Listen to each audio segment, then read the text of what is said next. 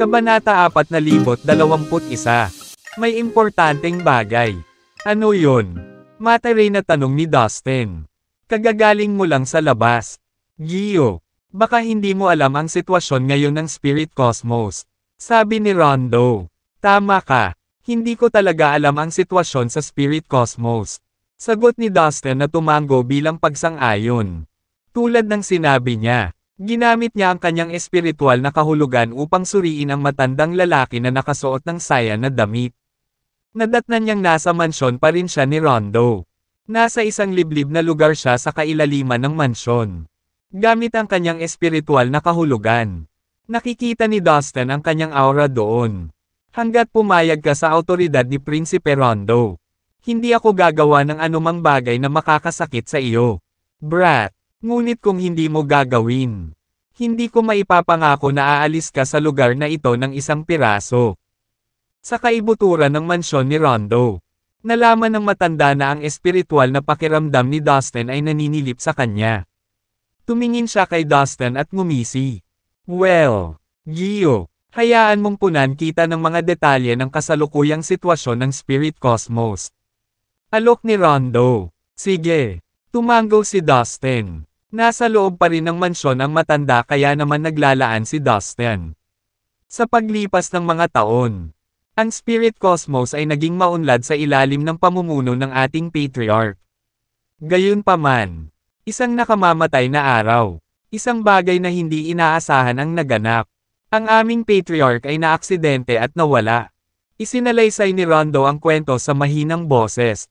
Sinusubukang bigyang diin ang mahahalagang bahagi ng kwento. Ang patriarch ng espiritual na lahi ay ang pinakamataas na pinuno ng Espiritu Cosmos. Kaya naman, sa buong Spirit Cosmos, siya ay ibinalita bilang ang pinakamakapangyarihan. Oh, nawala siya. Anong nangyari sa kanya? Curious na tanong ni Dustin. Oo, nakilala niya ang isang pulang halimaw sa magulong rehiyon malapit sa Spirit Cosmos. Sa panahong iyon, siya at ang ilang matatanda ng aming lahi ay magkasamang pumasok sa magulong rehiyon. Biglang lumitaw ang halimaw at sinimulan silang katayin. Isa lang sa kanila ang nakatakas. Bago siya tumakas, ang patriarch at ang iba pa nilang kasama ay nasa matinding panganib. Lumipas ang ilang taon, at hindi pa bumabalik ang ating patriarch. Malaki ang posibilidad na namatay na siya doon. Nagpaliwanag si Rondo. Nakita ko. Sagot ni Dustin. Kinapa niya ang kanyang baba bilang pagsang-ayon. Nilinaw kung paano nangyari ang mga bagay-bagay. Mula nang mamatay ang patriarch, ang Spirit Cosmos ay nag-ulo. Lahat ng mga Panginoon ng ating lahi ay bumangon upang ipaglaban ang paghahari ng Espiritu Cosmos. Ang aming mga miyembro mula sa iba't ibang partido ay nag-away at nagpatayan. Mayroong hindi mabilang na mga nasawi. Sa kalaunan, ang mga bagay ay naging pinakamasama. At umabot ito sa isang kahabag-habag na kalagayan. Sa lalong madaling panahon, ang pinakamakapangyarihang mga master ay makikipagkompetensya para sa kampyonato. Ang mananalo ay malamang na makontrol ang sitwasyon at mamuno sa Spirit Cosmos. Nalungkot si Rondo. Ang sitwasyon ay talagang napakaseryoso. Nakayukong sabi ni Dustin. Ikaw ay isang prinsipe ng paglipat na lahi. Ano sa tingin mo ang palaisipang ito? Inilipat ni Dustin ang tingin kay Rondo. Napangiti siya ng mahina. Kinamkam nila ang kapangyarihan. Isa lamang sa tatlong prinsipe ang kwalipikadong maging bagong patriarka. Bago nangyari ang lahat ng kaguluhang ito. Tatlo lang kaming napili ng patriarch at pinagkalooban ng titulong prinsipe. Alam ito ng buong lahi. Ngayong wala na ang ating patriarka. Ang ating mga ambisyosong angkan ay nag-aagawan upang mamuno sa Espiritu Cosmos. Hindi nila tayo sineseryoso. Si Rondo ay nagngangalit sa mga ngipin. I think the best option is for you to recruit new people and strengthen yourself. It's best if you prepare to fight for the position of the new patriarch. Mungkahi ni Dustin. Isang matamis na ngiti ang ibinigay niya kay Rondo. Oo, tama ka. Pinag-isipang mabuti ni Rondo ang kaisipang ito. It does make sense. Pag-amin niya, binabalak niyang i-recruit si Dustin sa kanyang team. Naisip niya na ito ay isang moot point upang itago ang kanyang intensyon. Sa palagay ko ang dalawa pang prinsipe ay hindi bababa ng walang laban. Sigurado akong susubukan nila ang kanilang makakaya upang makatali sa makapangyarihang mga magsasaka. Sabi ni Dustin. Tama ka. Nilinaw ko na ang sarili ko. Gio, sana ay makasama mo ako at tulungan akong ipaglaban ang aking pamumuno sa Spirit Cosmos. Pagkatapos nito, bibigyan kita ng marangyang gantimpala. Pagkasabi noon ay tumingin si Rondo kay Dustin. Umaasang naghihintay ng kanyang tugon.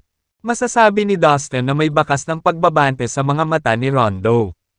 Ang espasyo sa paligid ay naglalabas ng mahinang presyo ng enerhiya. Malinaw. Maraming mga master ang nagtatago sa dilim. Sa kaibuturan ng mansyon ay nakatingin din sa matandang lalaki kay Dustin ng matatalim na mata. Nalaman agad ito ni Dustin sa pamamagitan ng kanyang paglalarawan na kahulugan. Siguradong masasabi niyang may mga Panginoon sa paligid niya na handang magpapabagsak sa kanya sakaling magkagulo. Kung tatanggihan niya si Rondo, papatayin siya ng mga masters na ito. Siguradong hindi siya pababayaan ni Rondo. Dahil ayaw niyang makuha siya ng dalawa pang prinsipe. Tinitigan ni Rondo si Dustin na may makahulugang mga mata. Naghihintay ng kanyang sagot. Ang kapaligiran ay napakahirap. Hahaha. Bigla namang humagalpak ng tawa si Dustin. Itinaas niya ang kanyang baso at ininom ito sa isang lagop. Kung hindi ako pumayag, anong gagawin mo sa akin? Bahagyang tumawa si Dustin. Sinusubukang basagin ang yelo. Gio, ikaw ay magiging isang napakagandang asset sa sinumang makakuha ng iyong pabor. Kaya naman, kung ayaw mong sumama sa akin, hindi kita hahayaang sumama sa ibang puwersa. Kaya, kung hindi ka pumayag na tulungan ako, itatago kita sa aking mansyon hanggang sa matapos ang usapan. Pero ayokong gumawa ka ng ganoong pagpipilian. Dahan-dahang paliwanag ni Rondo. Prinsipe Rondo, sa tingin mo ba ay may kakayahan itong mga amo sa iyong mansyon na pigilan ako? Tanong ni Dustin sabay turo sa paligid. Sa sandaling matapos siyang magsalita, ginamit niya ang secret reincarnation skill para mag-teleport. Si Esther, na nakaupo sa tabi niya, at ang maliit na espasyo na kinaroroonan nilang dalawa, ay agad na nawala. Ang pinakamaraming bahagi ay ang secret reincarnation skill na hindi masusubaybayan ng mga pagpipilian na kahulugan. Si Rondo, ang mga amo na nakatago sa paligid, at ang matandang lalaki sa kaibuturan ng mansyon ay natigilan ang lahat. Hindi nila mawari kung nasaan si Dustin o si Esther. Kahit na sa kanilang sarili na mga pandama, hindi nila matukoy kung saan sila nagpunta. Nag-scan sila sa malayo at malawak. Ngunit walang pakinabang. Parang nawala sila sa Spirit Cosmos. Tila iniwan nila ang Spirit Cosmos. Elder Pain. Ano ang nangyayari? Paanong biglang nawala silang dalawa ng walang bakas? Galit na galit si Rondo. Hindi pa rin siya nakaka-recover sa paraan ng pagkawala nila sa manipis na hangin. Lumapit sa kanya ang matandang lalaki na nakasuot ng sayan. Ang isang malaking bilang ng mga masters ng paglilipat ng lahi ay lumilitaw din sa paligid ng Rondo. Na nakapalibot sa kanya, nagdilim ang mga mukha ng mga master na ito. Nakatakas si Dustin sa ilalim ng kanilang mga ilong nang hindi man lang pinagpawisan. Nakaramdam sila ng kaunting panlulumo at pagkatulala. Prinsipe Rondo, minamaliit ko si Gio. Ang lakas niya ay hindi mas mababa sa akin. Seryosong komento ng matandang nakasayan. The worst part is na offend ko siya. Malaki ang posibilidad na sumama siya sa kalaban. Tiyak na magiging malaking problema siya para sa akin. Napabuntong hininga si Rondo. Tapos, biglang may lumabas na boses. Nagulat ka diba? Gaya nga ng sinabi ko. Imposible para sa iyong mga tao na gagana ako dito. Parang nasa malapit ang boses. Si Rondo, ang matandang lalaki, at ang iba pang mga master ng klase ng lahi ay tumingin sa direksyon kung saan nanggaling ang boses. Paano ito posible? Bawat isa sa kanila ay nakaramdam ng lamig sa kanilang mga gulugod. Si Dustin, nakakawala lang kanina, nakatayo na sa di kalayuan kasama si Esther. Nasa likod ang mga kamay. Baka sa mukha niya ang walang pakialam na ekspresyon. Ikaw, Nagbalik ka na naman. How the hell is that possible? Ngayon lang kita nakitang nawala. Pero paano ka nagpakita ulit ng ganyan? Natahimik ang lahat at nakita lang kay Dustin ng may takot.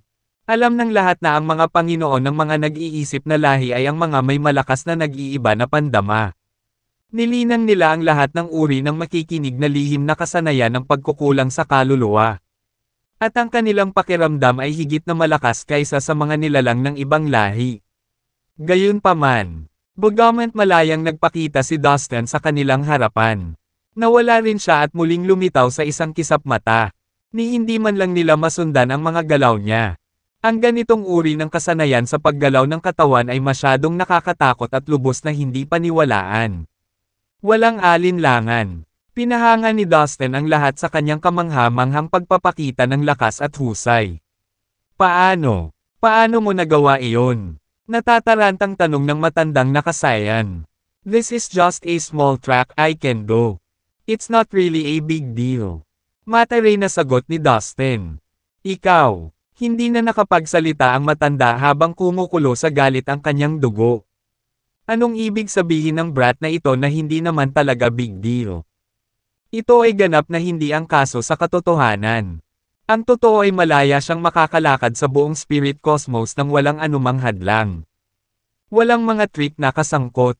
Prinsipe Rondo, hindi mo pa sinasagot ang tanong ko. Sa tingin mo ba ay may kakayahan ang iyong mga tao na panatilihin ako rito?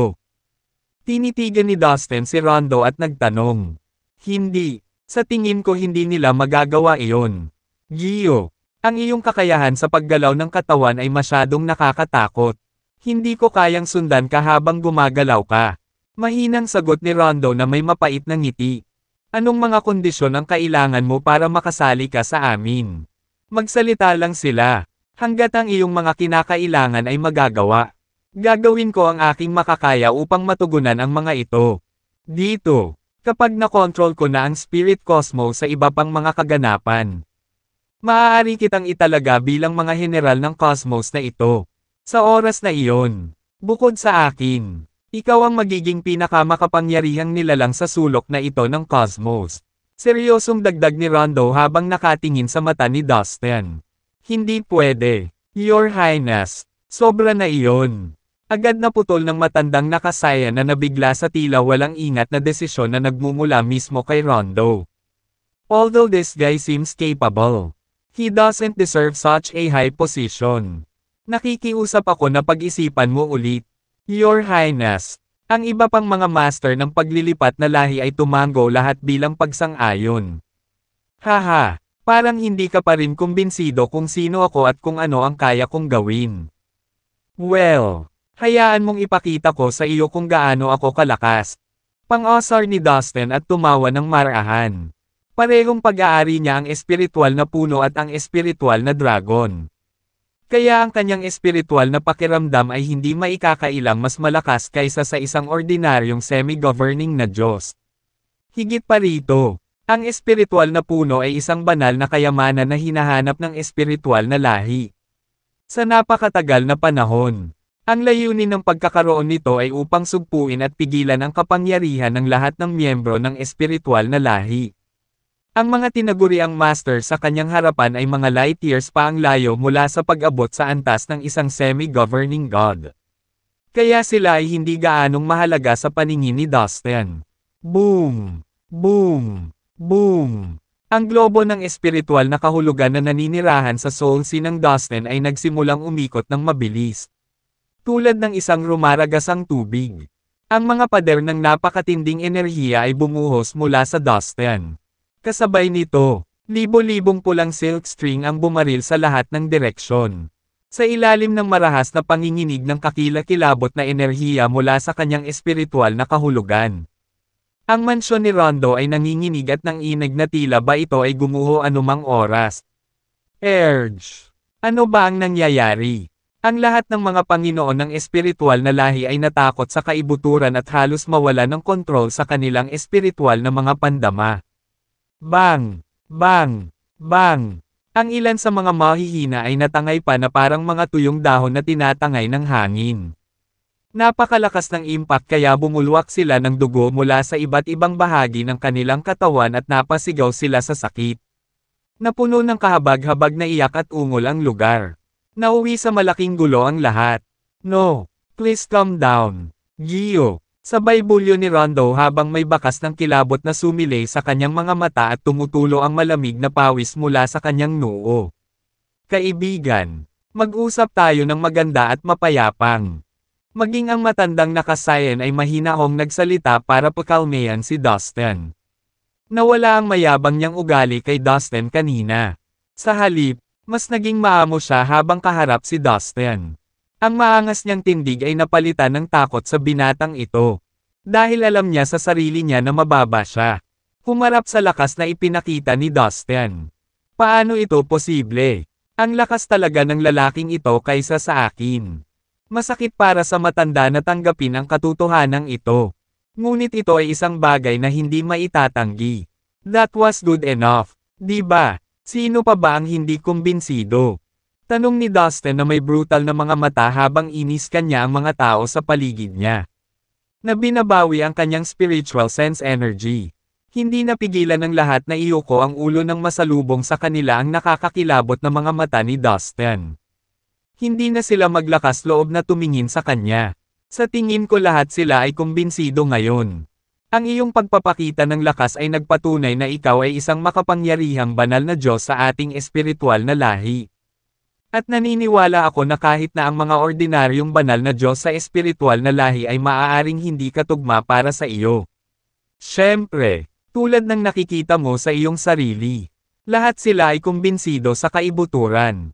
Humakbang pasulong si Rondo para ayusin ang lahat. Ngumiti, Prinsipe Rondo.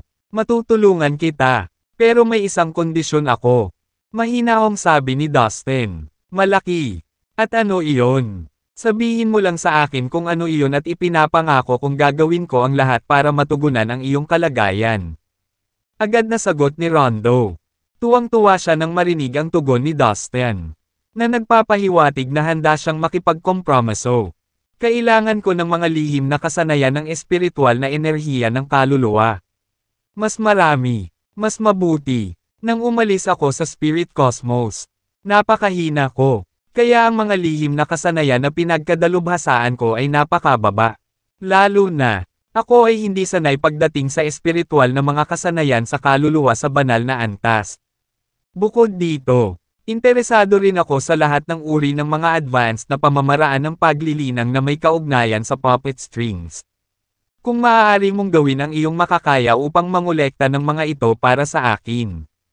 Ako ay lubos na nagpapasalamat para dito. Yan ang kondisyon ko. Malumanay at mabagal na sabi ni Dustin.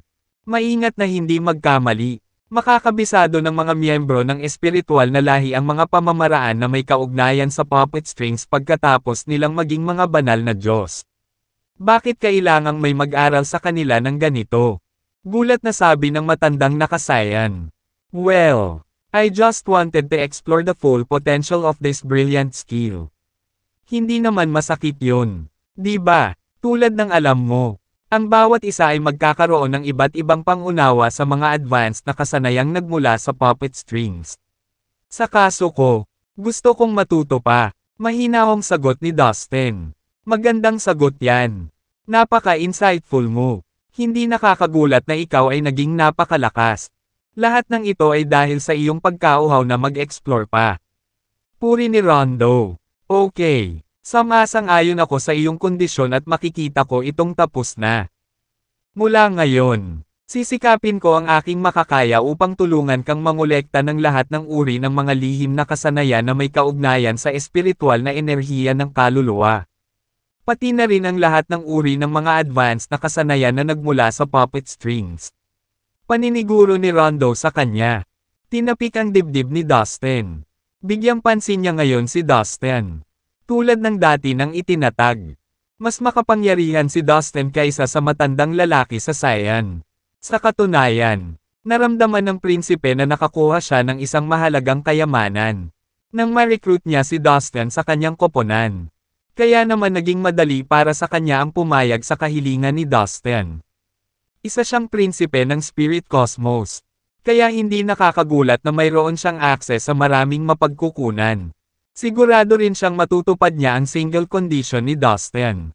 Mabuti iyan. Sana ay manatiling kaaya-aya ang ating pagtutulungan at magpatuloy sa mahabang panahon.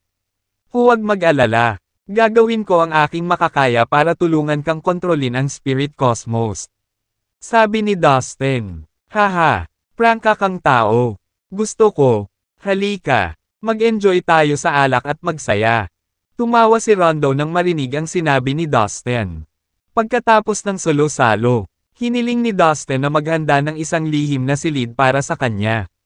Sa lihim na silid, nakaupo si Dustin na naka-cross-legged. Si Esther naman ay nakaupo sa isang sulok ng kwarto. Tinanong niya, ano ang layunin mo sa pagpunta sa Spirit Cosmos? Huwag kang magtanong ng kahit ano na hindi mo dapat itanong.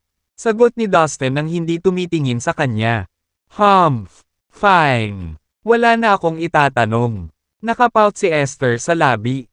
Pagkatapos ay ibinaling niya ang kanyang ulo. Galit at bigo. Pagkatapos ng lahat, siya ang prinsesa sa Elf Cosmos.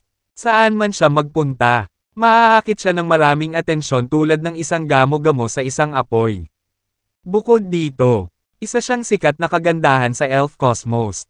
Lahat ng uri ng mga lalaki ay nagsisikap na makuha ang kanyang pagmamahal. Hinding-hindi sila magtrato sa kanya ng malamig tulad ng ginagawa sa kanya ni Dustin.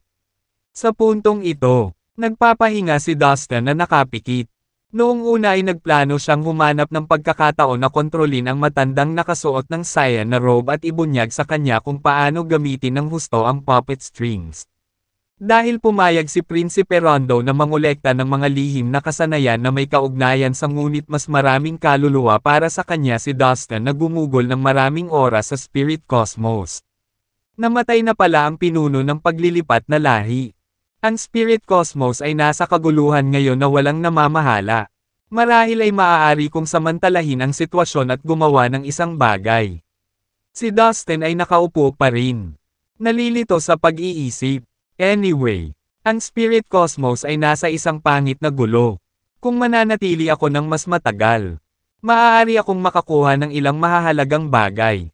I wonder kung maraming mahahalagang bagay dito sa Spirit Cosmos. Kaya kung nakawin ang lahat ng magagandang bagay sa lugar na ito at walang makakapansin. Nasiyahan si Dustin sa kanyang plano.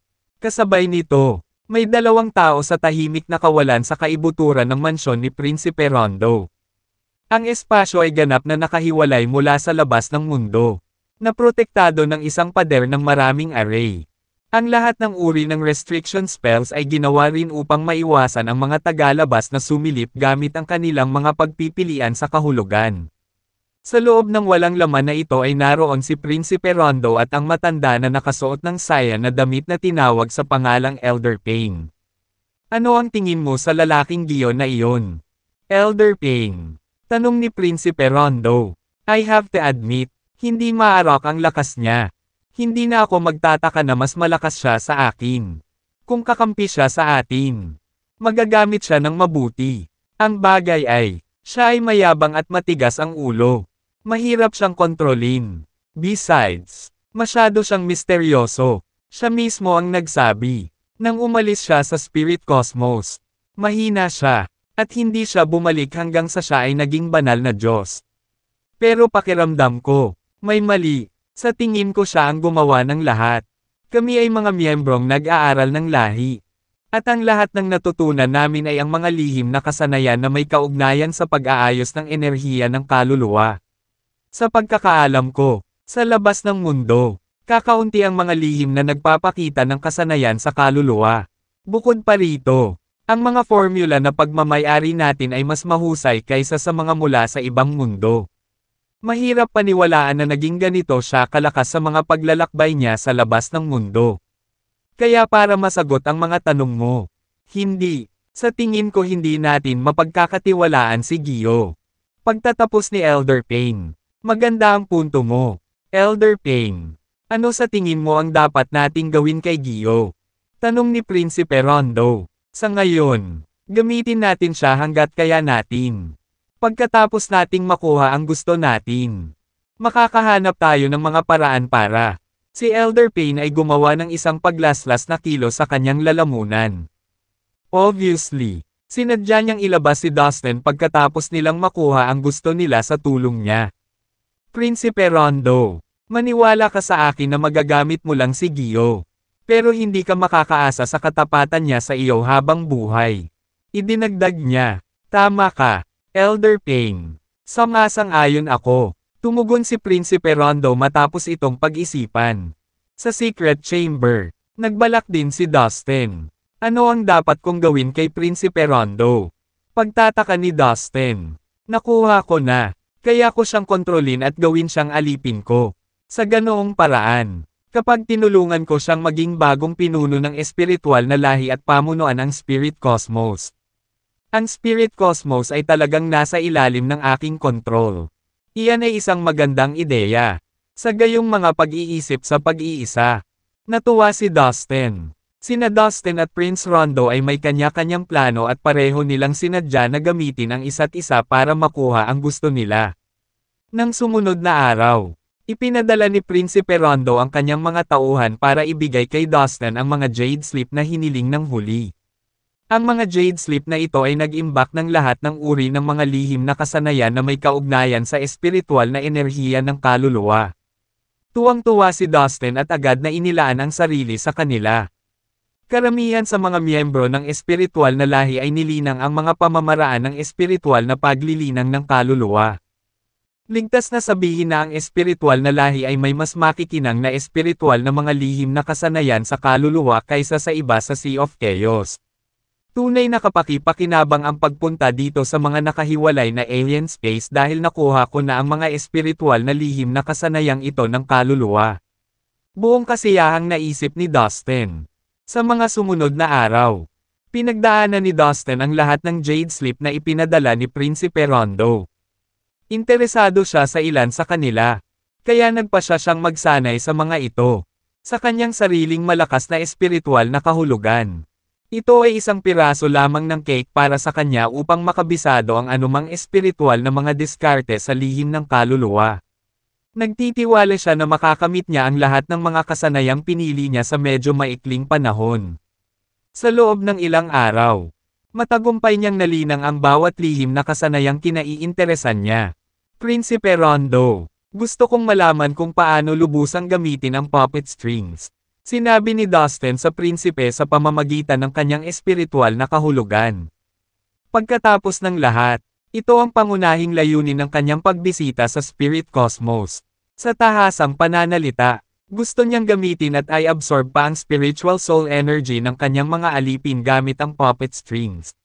Sa puntong ito, nakaipon na siya ng 10,000 mga banal na alipin ng Diyos na handang tumugon sa kanyang bawat tawag at tawag. Kung maaari niyang samantalahin ang espiritual na enerhiya ng kaluluwa ng kanyang mga alipin. Ang kanyang lakas sa pakikipaglaban ay tataas ng husto. I hear you loud and clear. Gio, don't worry. My men are on it. Sagot ni Prinsipe Rondo. Lumipas ang isang buong araw. At ipinadala ni Prinsipe Rondo ang kanyang mga tao upang magdala kay Dustin ng ilang pang mga Jade Slip. Sa pagkakataong ito, ang mga Jade Slip ay naglalaman ng mga talaan ng ilang paggamit ng puppet strings. Na humahanga kay Dustin. Ngunit wala sa kanila ang nagbanggit ng anumang paraan ng paggamit ng espiritual na enerhiya ng kaluluwa sa kanyang mga alipin sa pamamagitan ng puppet strings. Mukhang walang tiwala sa akin ang prinsipeng ito. Kung ganoon, wala akong choice kundi humanap ng pagkakataon para maging alipin ko siya. Malaki ang maitutulong niya sa akin. Napaisip si Dustin sa sarili. Noon lang, nakatanggap siya ng mensahe mula kay Prinsipe Rondo. Gio, hindi ako sigurado kung narinig mo. Ngunit ang kompetisyon para sa posisyon ng bagong pinuno ay gaganapin sa loob ng 5 araw. Ipinaalam ng prinsipe si Dustin at ibinigay ang iba pang detalye. Lahat ng puwersa ay magtitipon sa Spiritual Mountain. Ang mga patakaran ng kompetisyon ay iaanunsyo sa araw na iyon. Ngunit isang bagay ang sigurado. Ito ay matinding labanan sa pagitan ng lahat ng nakikipagkompetensyang puwersa. Itinuro ni Prinsipe Rondo. I see. Well, let me go with you. Sagot ni Dustin. Okay, Gio, humanda ka, sabi ni Prinsipe Rondo. Pagkatapos ay ipinagpatuloy ni Dustin ang kanyang paglilinang. Sa isang lugar sa isa pang nakahiwalay na magulong walang bisa. Ng spiritual cosmos, isang malaking complex ng mga nakamamanghang gusali na may tuldok sa isang malawak na lugar.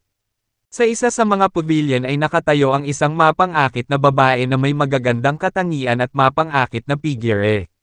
Nakasuot siya ng lila na damit na sumasayaw sa ihip ng hangin.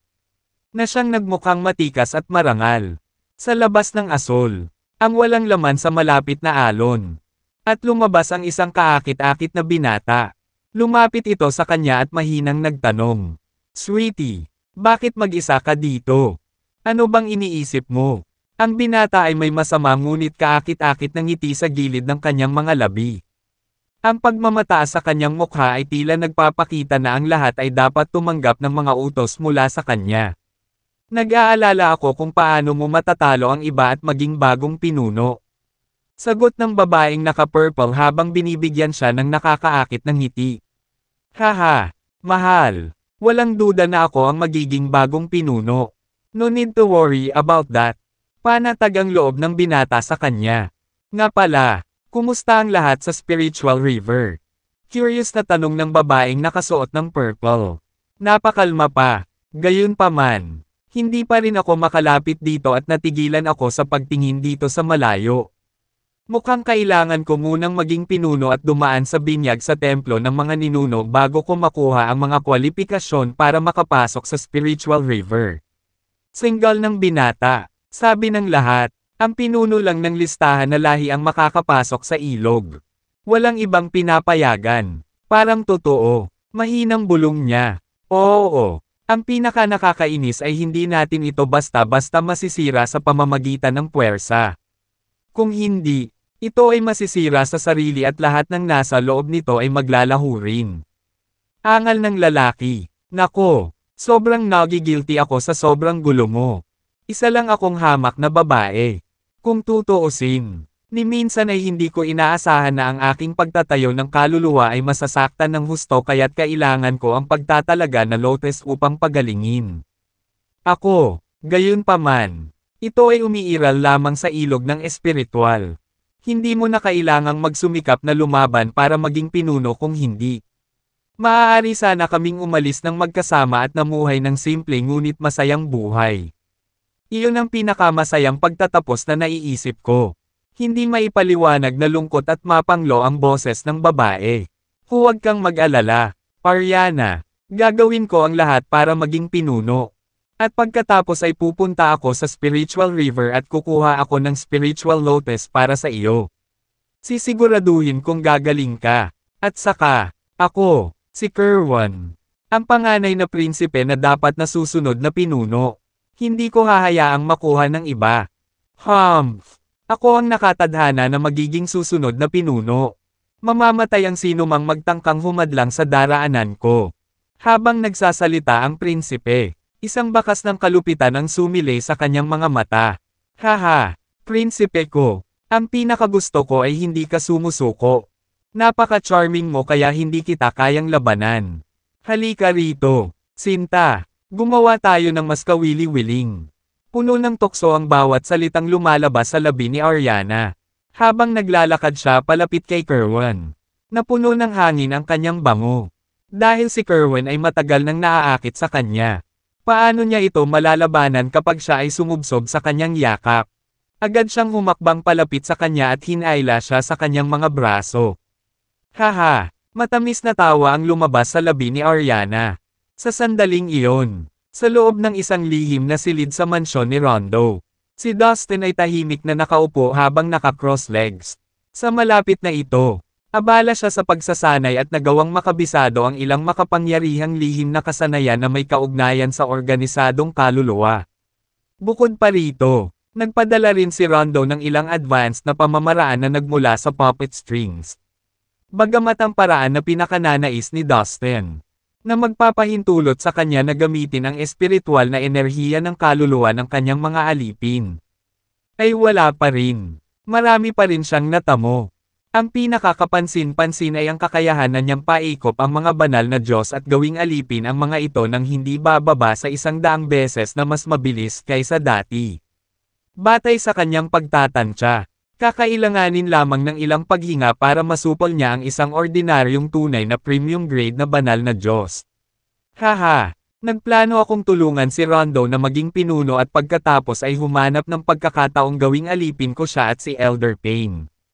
Mukhang hindi na kailangang maghintay ng ganoon katagal. Mas mabilis kong magagawang mga alipin ang mga banal na Diyos ngayon. Ibig sabihin, makokontrol ko si Elder Payne sa maikling panahon. Una, kailangan ko siyang paikop. Saglit na nag-isip si Dustin at mabilis na nagdesisyon. Prinsipe Rondo, may pag-uusapan ako sa inyo ni Elder Payne.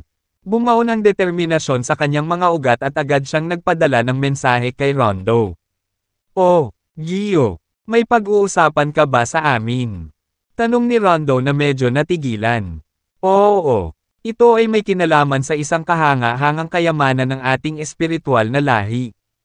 Upang maging tapat sa iyo, bumalik ako sa Spirit Cosmos dahil dito. Habang nagsasalita si Dustin, sinadya niyang pinakawalan ang aura ng spiritual tree para maramdaman ito ni Rondo at magtiwala sa kanyang mga salita. Ano nga ulit?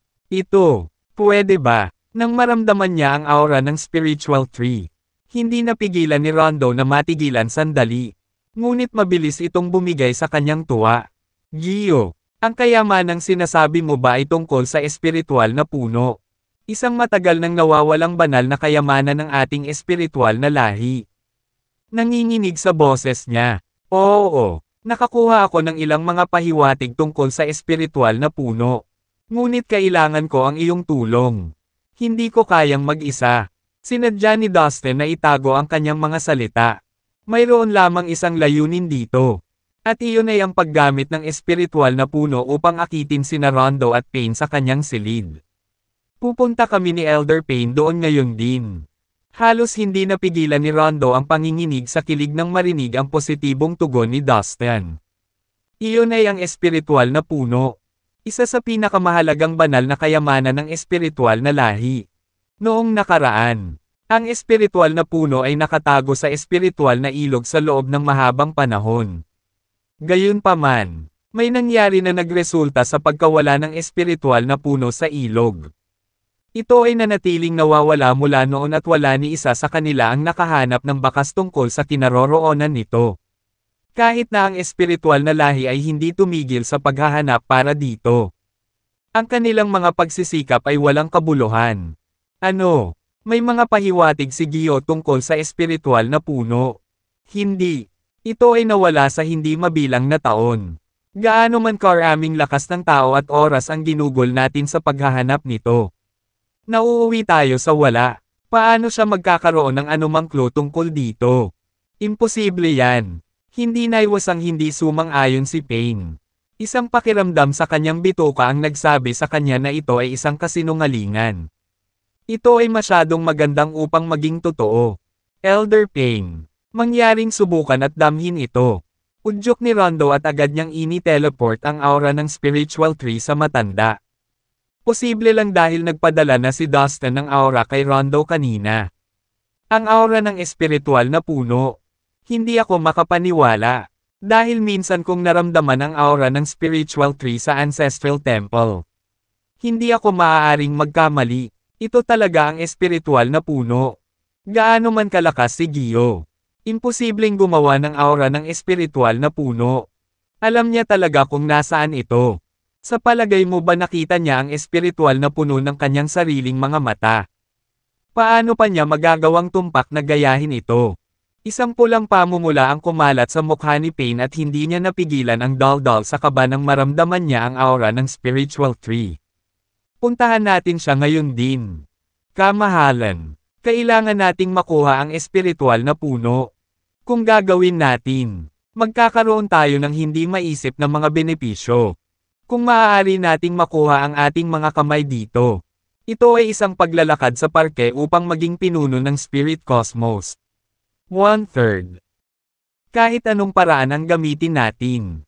Dapat nating alamin ang kinaroroonan nito kahit na ang ibig sabihin nito ay arestuhin si Gio at pahirapan ang sagot mula sa kanya.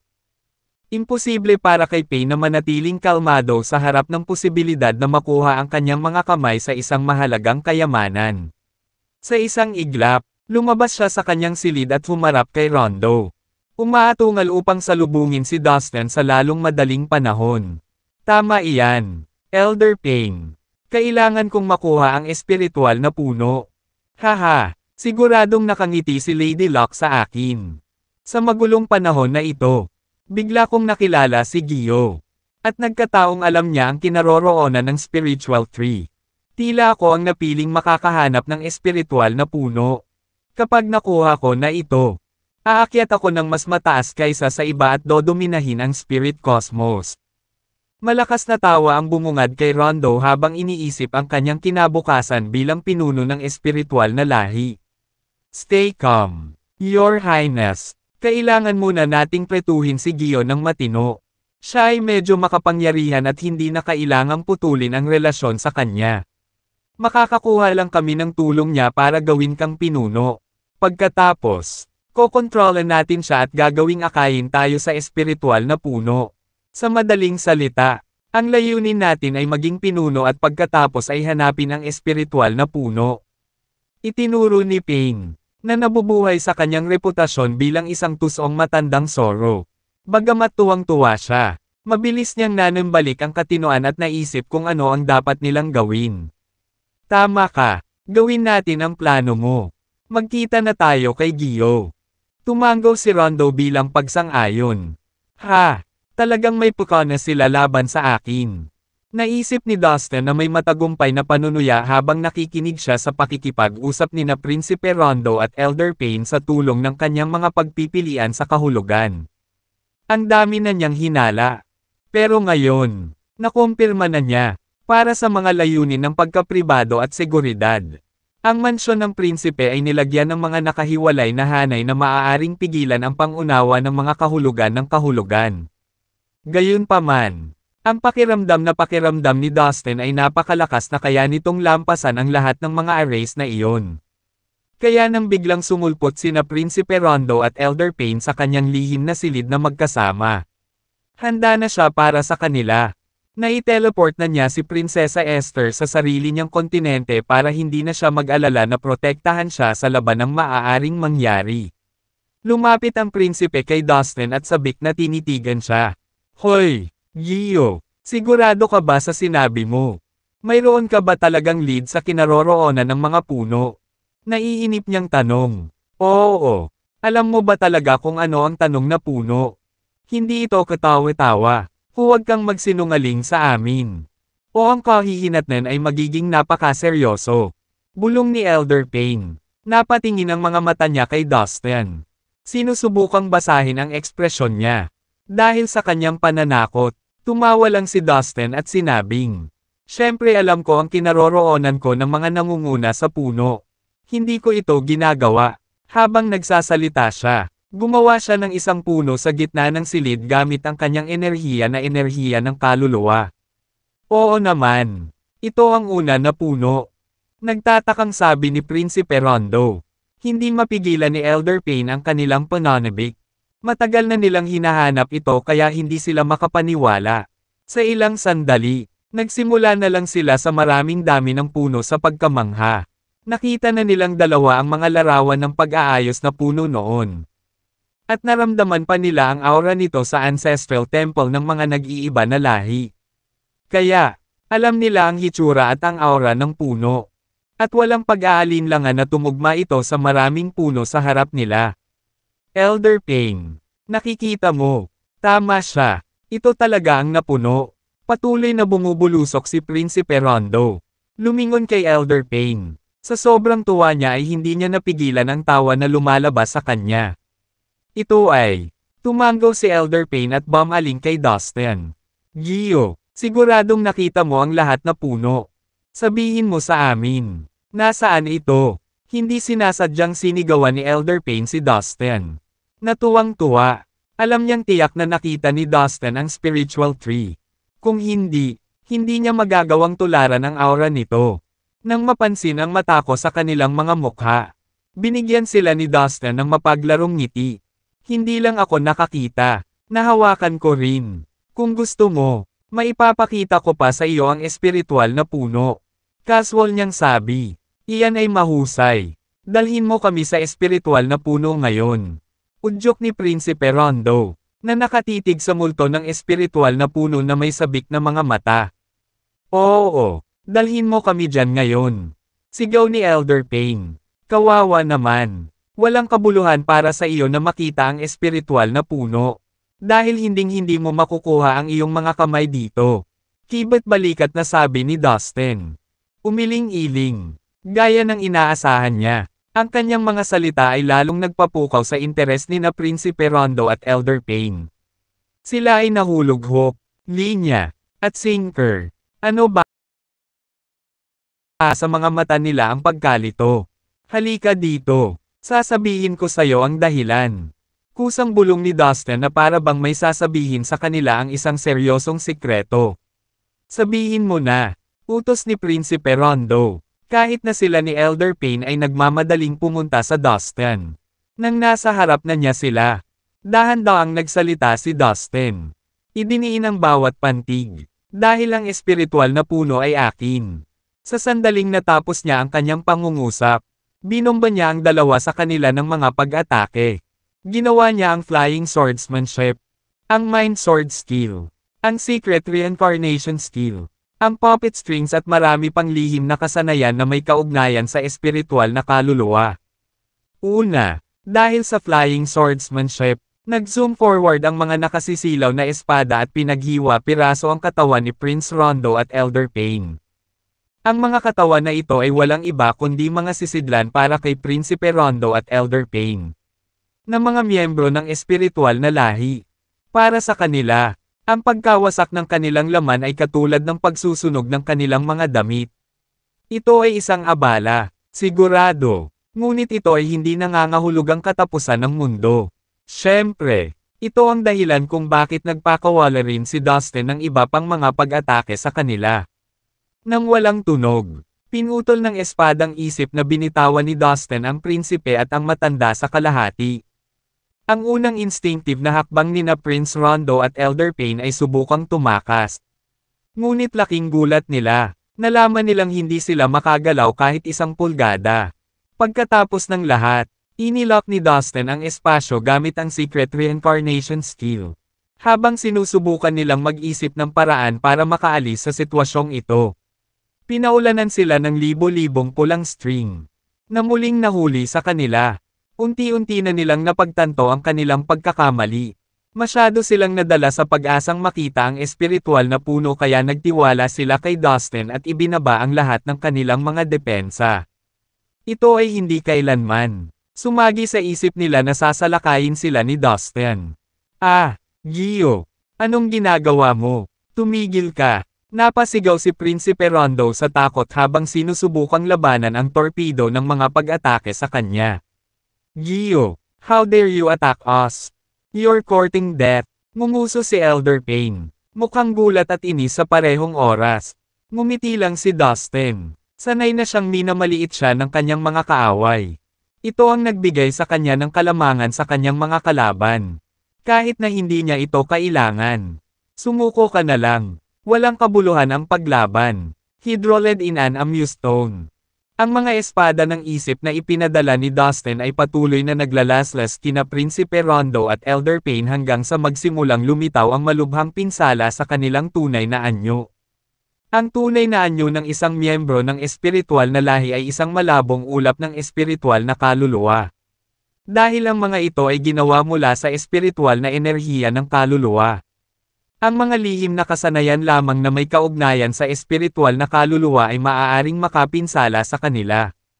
Ang pag-atake sa mga miyembro ng espiritual na lahi gamit ang iba pang mga kasanayan ay tulad ng pagbulong sa tainga ng isang bangkay walang silbi.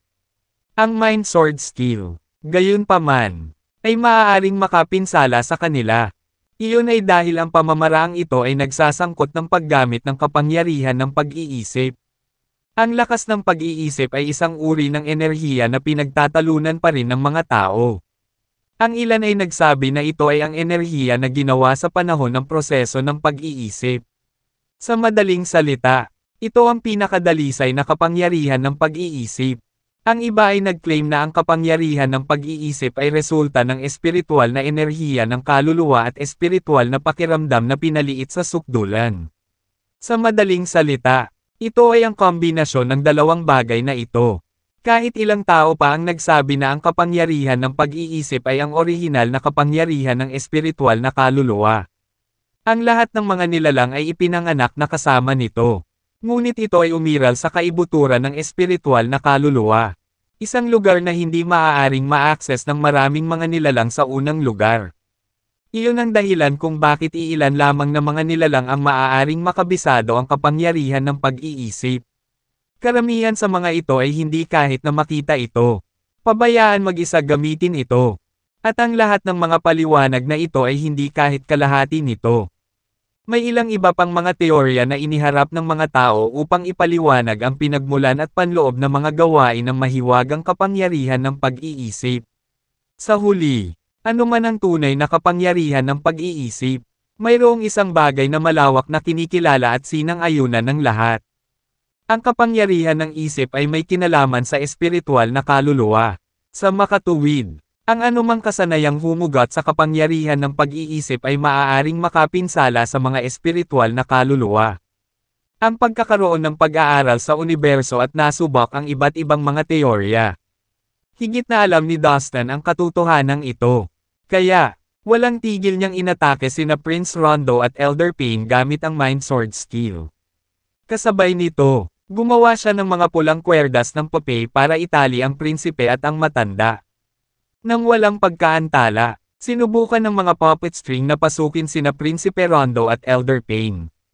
Natutunan ni Dustin ang iba pang gamit ng puppet string salamat sa mga jade slip na ipinadala ni Rondo sa kanya. Kaya naman, ang kapangyarihan ng mga puppet string na pinakawalan niya ay mas nakakatakot kaysa karaniwan. Sa ilalim ng kanyang marahas na pag-atake, halos hindi makapag-react sina Prinsipe Rondo at Elder Pain. Lalo pa ipagtanggol ang kanilang sarili. Gayunpaman, bilang isang prinsipe ng Spirit Cosmos, alam ni Rondo ang maraming makikinang na lihim na kasanayan at maging ang mga ipinagbabawal na kasanayan na pagmamayari ng espiritual na lahi. Bilang resulta, hindi siya makokontrol ng mga puppet string ng ganoon kadali. Para kay Elder Pain, mayroon siyang lakas ng isang tunay na premium grade na banal na Diyos.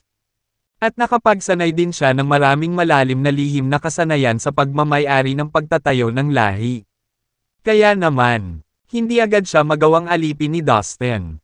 Sa sikretong silid, naghiyawan silang dalawa, pilit na nagpupumigla sa mga tali ng pape at sa paglaslas ng espada sa isip.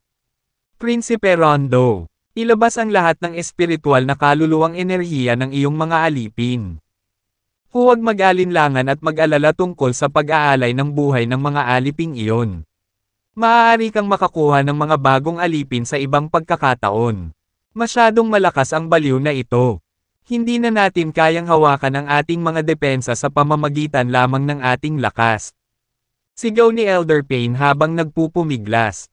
Okay, naririnig kita. Tumango si Rondo. Kaagad. Naramdaman ni Dustin na ang enerhiya ng kaluluwa ay nagsimulang magsama-sama sa kawalan patungo kina Rondo at Elder Pain. Erg! Naghiyawan sa sakit ang mga alipin sa mansyon ni Rondo. Ang lahat ng kanilang pago na ang kaluluwa ay agad na hinip mula sa kanilang mga katawan at nagkalat sa lahat ng dako. Halos sabay-sabay na nahulog ang hindi mabilang na mga bangkay na walang kaluluwa. Sila ay mga alipin ni Rondo at Elder Pain.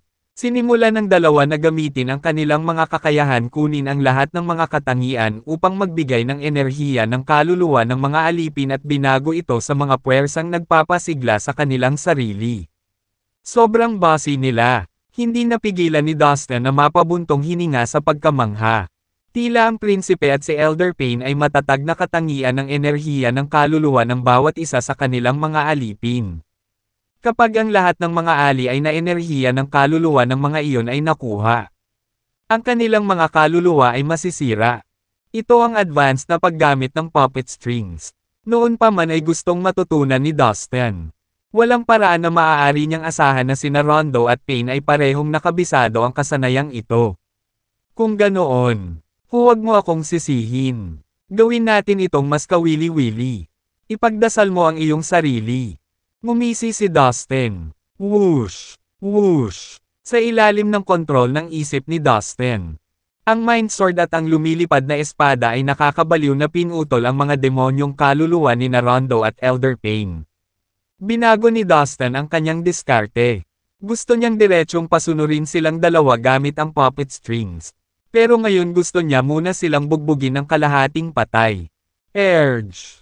Ang mga nanalo na kaluluwa ni Rondo at Elder Payne ay agad na pinutol ng parehong mystical sword. Ang prinsipyo at ang matanda ay nagiging mas malakas sa pamamagitan ng puwersahang pagkuha ng enerhiya ng kaluluwa ng kanilang mga alipin.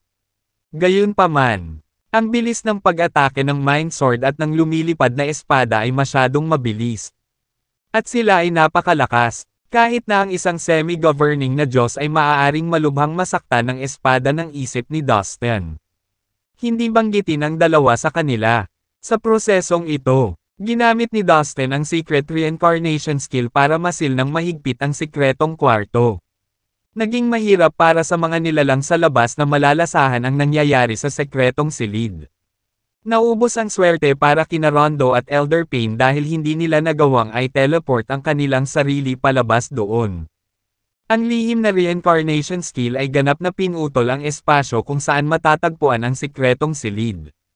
Nagginawa itong independent at saradong espasyo. Ito ang mystical na kakayahan ng Secret Reincarnation Skill. Sa pamamagitan ng paggamit ng gayong kasanayan, nagawang iwasan ni Dustin ang pangunawa ng mga namamahala na Diyos. Ang pagputol sa maliit na espasyong ito ay isang pirasong cake lamang para sa kanya.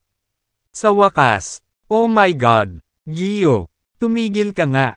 Kapag pinagpatuloy mo papatayin mo ako. Pakiusap, hindi mo kailangang gawin ito. Sigaw ni Rondo kay Dustin na ngayon ay takot na. Ang kanyang tunay na katawan ay tinadtad na sa libo-libong piraso sa loob lamang ng ilang segundo. Malinaw niyang naramdaman na nagsimula na siya sa kanyang paglalakbay sa mga panga ng kamatayan. Alam niyang malapit na siyang mamatay. I'm sorry, Gio. Patawarin mo ako. Inaamin ko na hindi sapat ang pakikitungo ko sa'yo. Pero walang death feud sa pagitan namin. Mag-usap tayo. Itinaas ni Elder Payne ang kanyang mga kamay sa hangin at humingi ng awa kay Dustin. Siya ay sa kanyang huling paghinga ng hangin at walang kapangyarihan upang labanan. Huwag kang mag-alala. Ayoko rin talagang mamatay ka. Sana lang ay masundan ninyo akong dalawa at makapagtrabaho para sa akin mula rito. Nakangiting sabi ni Dustin. Whoosh! Whoosh! Inactivate ni Dustin ang puppet strings.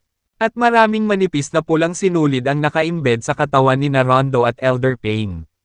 Hindi, Gio, please, hindi mo ito magagawa. Ako ay isang prinsipe ng espiritual na lahi. Noble ang bloodline ko at espesyal ang identity ko. Balak mo ba talaga akong kunin bilang alipin? Ito ay isang malubhang krimen. Nakikiusap ako na itigil mo na. Si Rondo ay halatang natakot sa kanyang talino. Gio, tumigil ka na, please. Si Elder Payne ay nasa takot din. Siya ay isang tunay na premium grade na banal na Diyos ng espiritual na lahi at palaging nakahihigit sa iba. Kahit na ang pinuno ng espiritual na lahi ay tinatrato siya ng may pinakamataas na paggalang. Paano niya matatanggap ang katotohanang kukunin siya bilang isang alipin? Gio, bitawan mo ako. I can give you whatever you want. Please. Maaari mo ring makuha ang lahat ng pag-aari ko. Kaya ko pang isuko ang posisyon bilang prinsipe sa'yo. Basta bitawan mo ako. Pakiusap. Huwag. Ayokong maging alipin. Napaluhod si Rondo at humingi ng awa.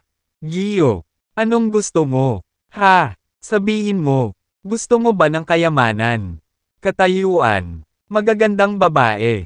Pamamaraan ng paglilinang. At iba pang mga bagay. Magsabi ka lang at kaya kong ibigay sa iyo ang lahat. Sinikap ni Elder Payne na makipagkasundo. Haha, kapag naging alipin kita, natural at walang kahirap-hirap na magiging akin ang lahat ng sa iyo. Kaya, Walang silbi na sabihin mo sa akin ang mga salitang iyon na wala namang kahulugan. Ang pagsuko ngayon ay ang tanging opsyon na mayroon ka. Bigla namang tumawa si Dustin. Ang matanda at ang prinsipe ay naputol na ng kalahating kamatayan ng kanyang espada sa isip at lumilipad na espada. Ang kanilang orihinal na kakanyahan ng enerhiya ay halos maubos at sila ay nasa kanilang huling paghinga ng hangin. Wala na silang kapangyarihang lumaban. Bukod dito, hindi pa gaanong katagal, naunawaan ni Dustin ang ilang mga advanced na diskarte ng puppet strings. Ngayon, kaya niyang supilan ang mga banal na Diyos bilang mga alipin ng napakadali. Ilang sandali pa, sa wakas, unti-unting lumambat ang mga mata ni Rondo at Elder Pain na parang papatayin na ang ilaw. Guru, mahinang tawag nila, ngayong nasa huling hininga na sila. Higit sa lahat, mayroon na silang ikasampung bahagi ng kanilang lakas na natitira.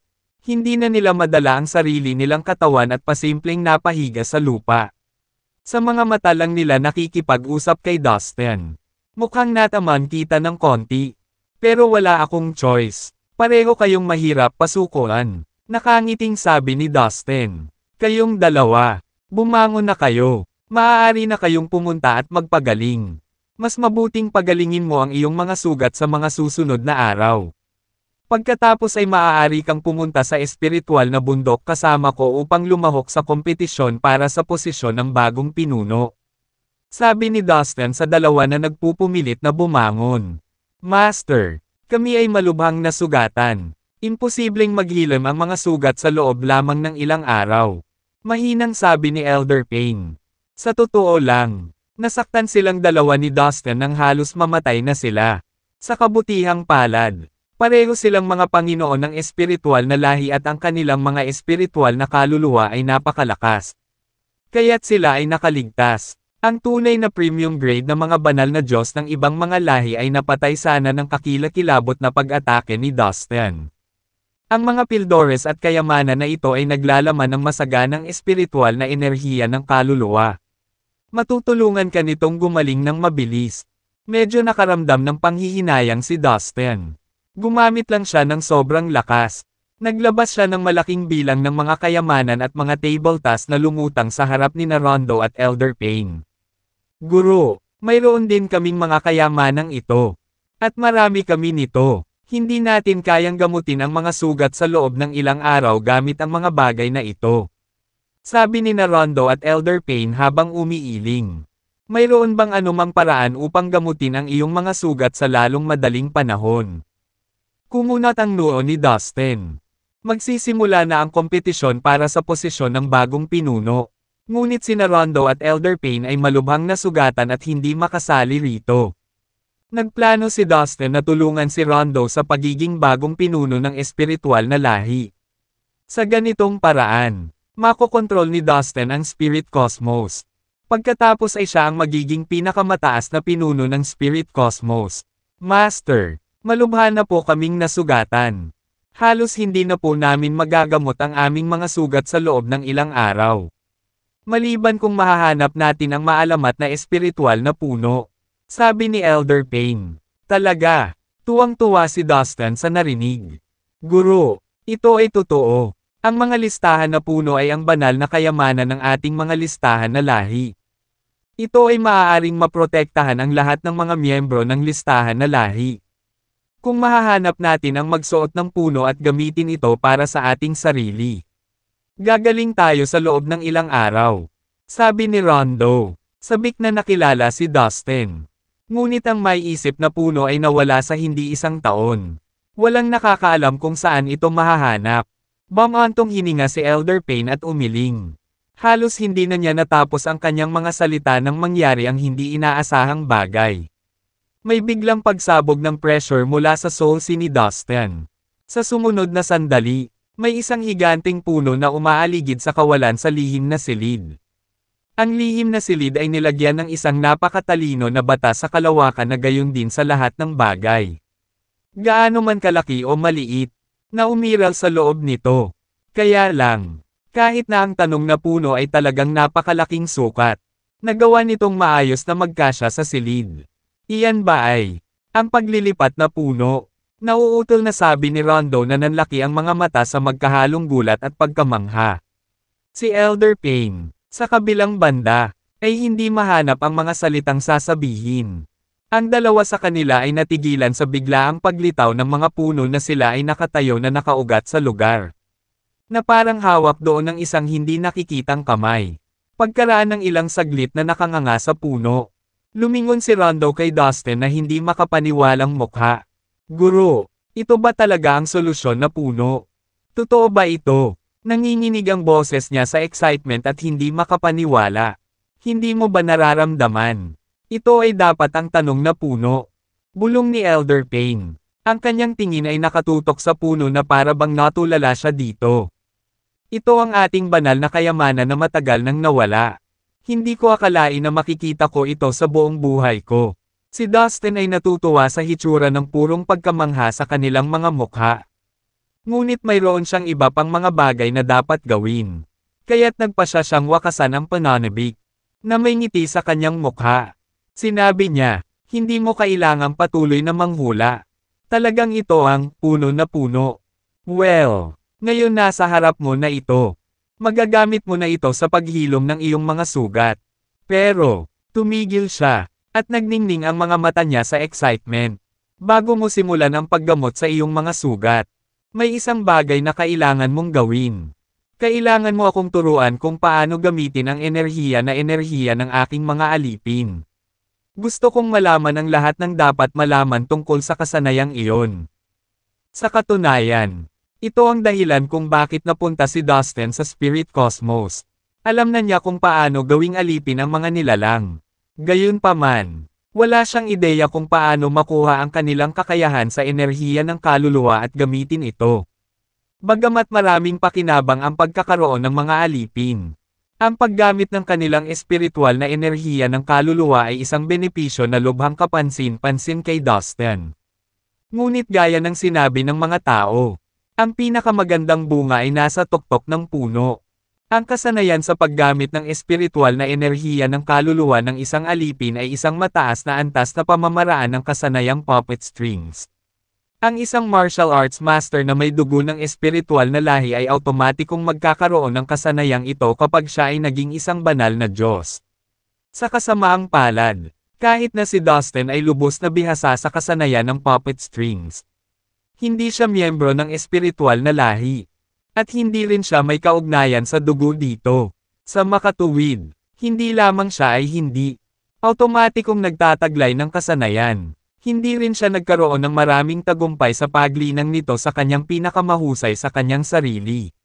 Malaki ang mga puwang sa kanyang kaalaman na hindi kayang punan ng mga ordinaryong nilalang. Kaya, pumunta si Dustin sa Spirit Cosmos na may pag-asang matutuhan ang kasanayang iyon mula sa isang banal na Diyos ng espiritual na lahi. Nang marinig ang mga salita ni Dustin, sa wakas ay natauhan sina Prinsipe Rondo at Elder Payne.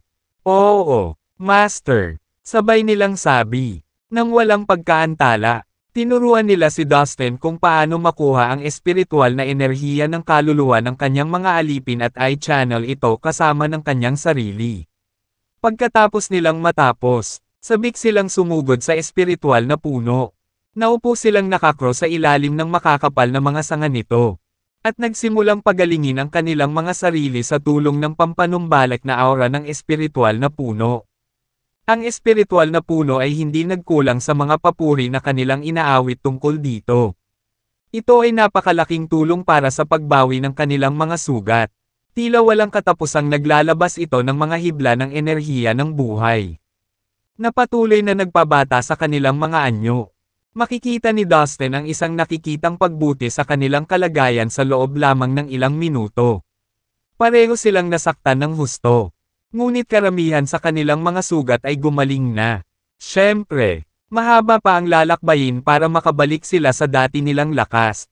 Bueno, tila ang espiritual na puno, bilang ang banal na kayamanan ng espiritual na lahi, ay talagang kapaki-pakinabang para sa mga miyembro ng espiritual na lahi. Mapapalusog nito ang kanilang mga kaluluwa at katawan ng walang pag-aalinlangan. Naisip ni Dustin sa kanyang sarili na may pasasalamat na tango. Dahil abala sila sa pagpapagaling ng kanilang mga sugat.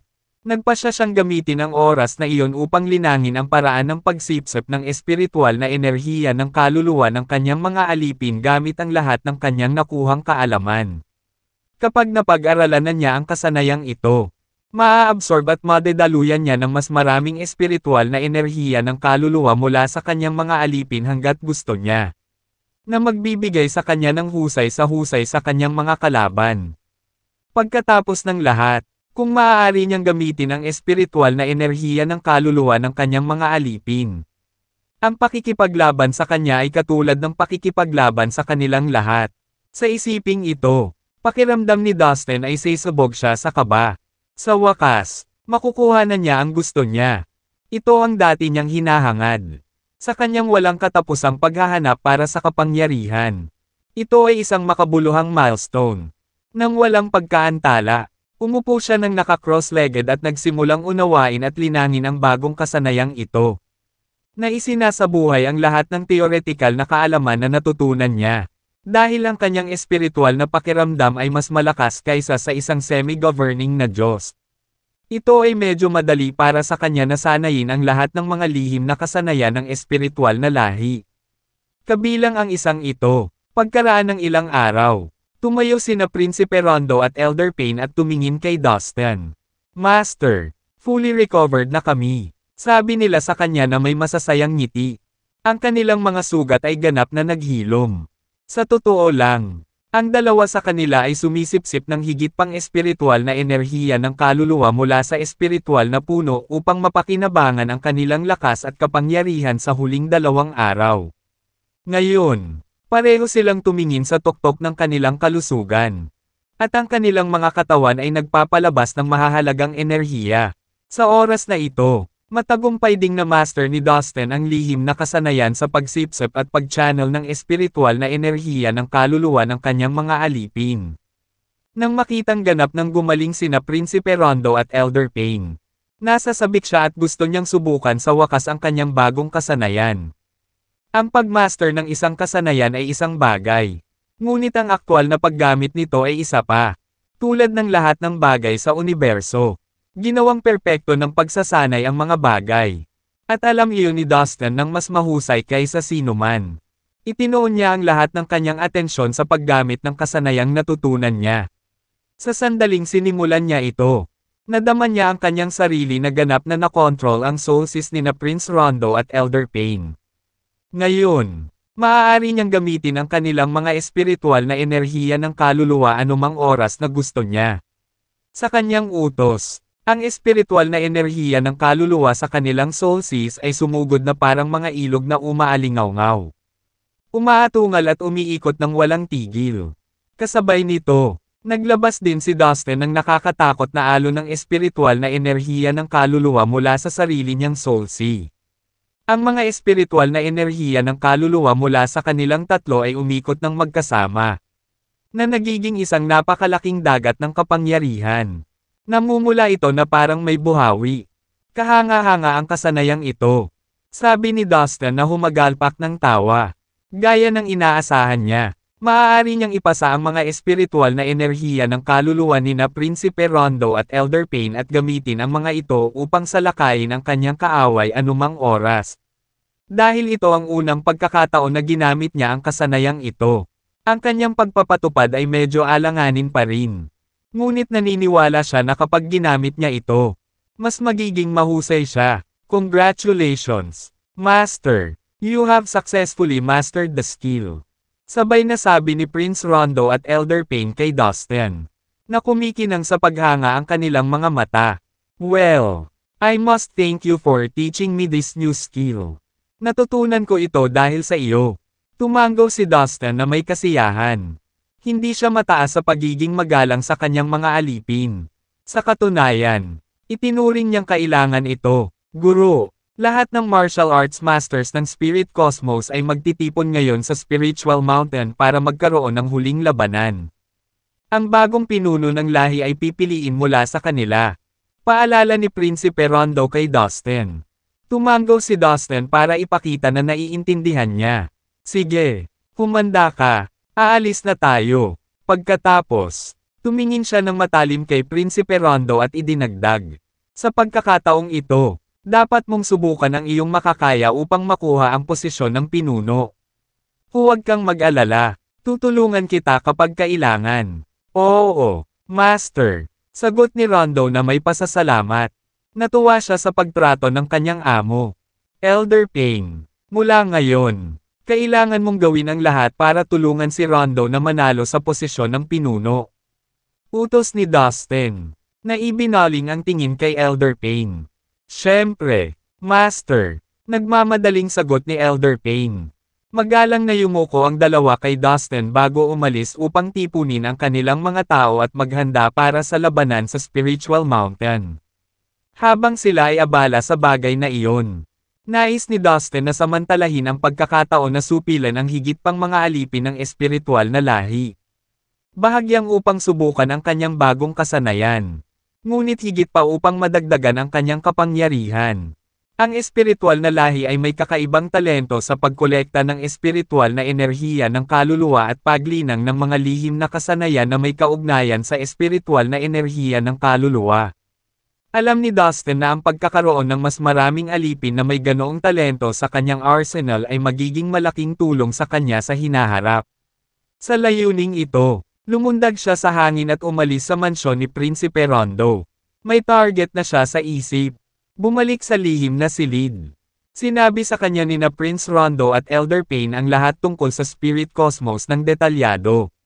Sa makatuwid, pamilyar siya sa Spirit Cosmos bilang isang taong naninirahan dito sa loob ng maraming taon. Hindi nagtagal, nakarating siya sa kalapit na lungsod. Doon, dumiretso siya sa nakatagong sulok kung saan ang kanyang target. Isang banal na Diyos ng espiritual na lahi. Ay naglilinang sa pag-iisa. Sa kabuoang katahimikan, bigla siyang nagpakita sa lihim na silid ng banal na Diyos. Nang walang gaanong babala, inatake niya ang banal na Diyos. Pinalabas ang lahat ng kanyang kakayahan ng sabay-sabay. Tulad ng ginawa niya sa kanyang nakaraang dalawang target. Ang banal na Diyos sa kanyang harapan ay mas mahina kaysa kay Elder Pain. Hindi siya katapat sa daloy ng mga pag-atake na nagmula sa Dustin ang Mind Sword Skill. Ang Flying Swordsmanship, ang Secret Reincarnation Skill, at ang Puppet Strings. Kaya, nasuko siya bago pa man siya magkaroon ng pagkakataong lumaban. Pagkaraan ng ilang sandali, nakuha na ni Dustin ang ganap na kontrol sa banal na Diyos. Kaya ikaw ang gobernador ng lungsod. Ha! Dapat marami kang taong nasa ilalim ng iyong kontrol. Iyan ay mahusay. Ang lahat ng iyong mga nasasakupan at alipin ay akin na ngayon. Sabi ni Dustin na may napakatalino ng ngiti. Ang banal na Diyos ng lungsod. Ang lahi na nasakop ni Dustin ay ang gobernador ng lungsod. At mayroong maraming bilang ng mga alipin. Ngayong alipin na siya ni Dustin. Lahat ng alipin niya ay naging alipin na rin ni Dustin. Ipinatawag silang lahat ni Dustin sa kanya. Sa tirahan ng gobernador. Nang dumating ang napakaraming nilalang. Lahat sila ay yumuko sa kanya. Pagbati. Master, sabay-sabay nilang sabi ng may lubos na paggalang. Ang ilan sa mga nilalang na ito ay mula sa iba na lahi habang ang iba sa kanila ay mula sa ibang lahi. Sa alinmang paraan, ang isang banal na Diyos ay hindi mag-abala na lupigin sila maliban kung sila ay napakalakas. Nang walang anumang unang pagkakataon, isinagawa ni Dustin ang pamamaraan ng puppet strings na pinakahuling natutunan niya. At alam niya na maaari niyang makuha at maihatid ang pagka-enerhiya ng kaluluwa ng lahat ng mga aliping ito nang walang anumang issue. Ngayong sigurado na siya sa kanyang kapangyarihan, nagpasya siyang magpatuloy sa kanyang susunod na gawain. Wait for my instruction. Utos niya sa kanilang lahat. Pagkatapos, sa pangwakas na tawag sa gobernador ng mga lahi, nawala siya sa hangin. Mag-iingat ka, Master. Magkasabay na sabi ng gobernador at ng kanyang mga alipin. Pagkaraan ng ilang sandali, ipinakita si Dustin sa harap ay isa pang banal na Diyos ng mga sandali ng lahi. Salamat kina Prince Rondo at Elder Pain. Marami na siyang alam tungkol sa Spirit Cosmos, kasama ang lokasyon ng mga banal na Diyos. Ang kanyang plano ay subaybayan sila ng isa-isa at kontrolin ang marami sa kanila hanggat hindi kaya niya. Ang pangunahing punto ay ang bawat banal na Diyos ng paglalarawan na lahi ay may maraming alipin. Na magiging mga alipin naman ni Dustin. Sa ganitong paraan, makakaipon siya ng alipin sa maikling panahon at mapalawak ang dami ng enerhiya na makukuha niya. Sa ganoong kalaking kapangyarihan, kakayanin niya ang anumang uri ng problemang dumating sa kanya. Nagpasya siyang kunin ang pagkakataong ito para kontrolin ang spirit cosmos. Sa kanyang kamangha-manghang bilis at nakakatakot na lakas, nilaibat niya ang spirit cosmos ng walang sagabal. Hindi nagtagal, nasakop niya ang higit sa lahat ng Diyos ng mga lahi.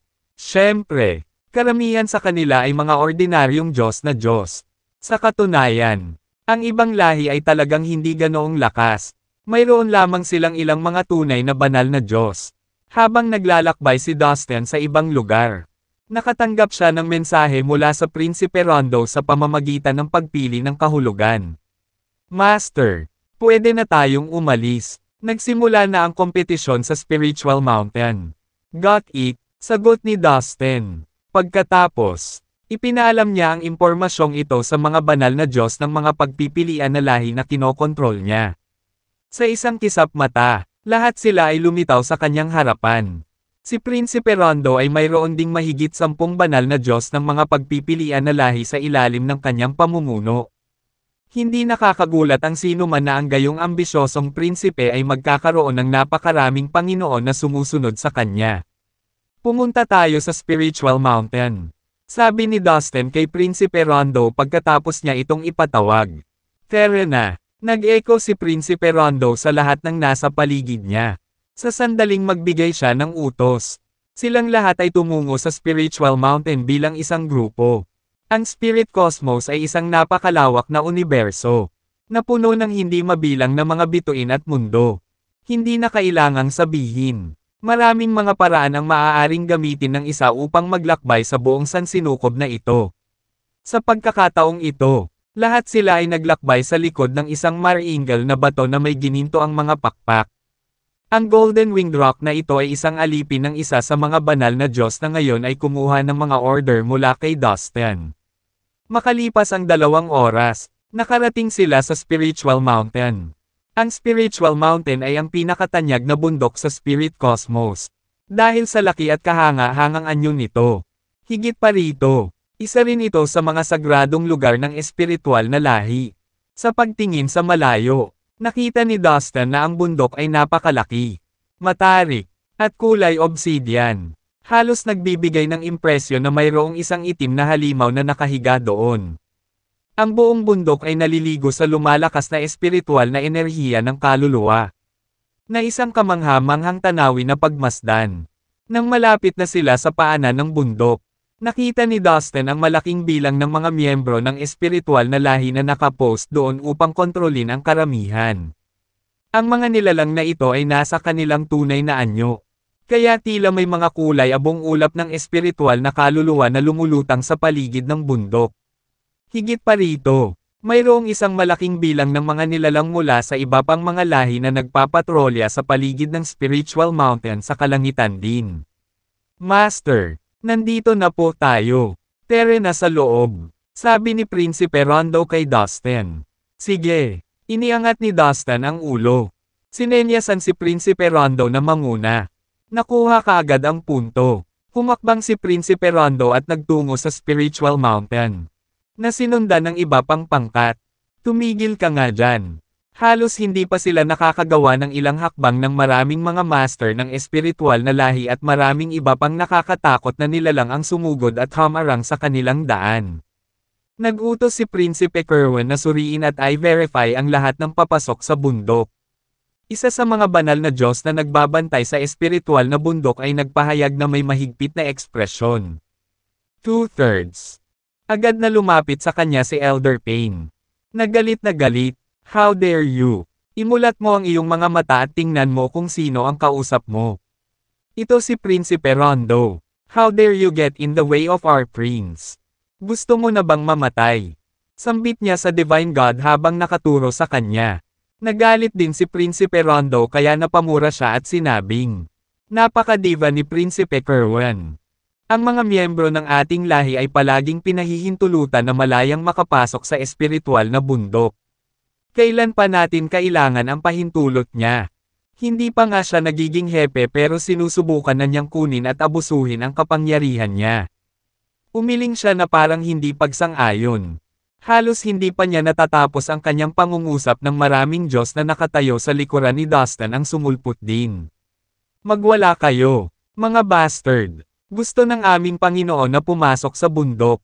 Kung hindi ninyo siya magustuhan, papatayin namin kayo sa pagkakataong ito. Sabi ng isa sa kanila. Cut the crap, since you dare to get in the way of our master. We'll finish you off. Sigaw ng isa pa. Pinagmamasdan lang ni Dustin ang eksenang nanunuya. Sa espiritual na lahi, tanging ang batas ng gubat ang mahalaga. Normal lang sa malakas na ilabas ang mahina. It's not surprising at all. Naisip niya sa sarili. Tahimik na pinag-aaralan ang mga reaksyon ng lahat. Halika na. Nakaramdam ng lakas ng loob sa pananahimik ni Dustin. Ang kanyang mga alipin ay sumugod at inalis ang mga gwardya na hamarang sa kanilang daan. Humph! Nandito ng personal ang aking Panginoon. Umalis kayong lahat. Kung hindi, ipapapatay namin kayo ng walang awa. Sigaw ni Elder Payne habang nililinas niya ang daanan. Na humahantong sa daan. Ang master na tinutukoy niya at ng iba pang mga banal na Diyos ay siyempre, si Dustin. Gayunpaman, ang ibang mga miyembro ng espiritual na lahi ay ipinapalagay lamang na pinag-uusapan nila si Prinsipe Rondo. Noon lang, isang malamig na boses ang nagmula sa spiritual mountain. Rondo, how dare you put a hand on my people? Kapag ako ang naging hepe, ang una kong gagawin ay ang bitayin ka. Niyanig ng bumang na boses ang buong kalawakan. Well, kung gayon maswerte na hindi ka magiging pinuno. Para sa akin ang posisyon na iyon. Isang mapanghamong nguso ang isinagot ni Prinsipe Rondo. Pagkatapos, sinulyapan niya si Dustin at bamulong. Master, pasok na tayo sa loob.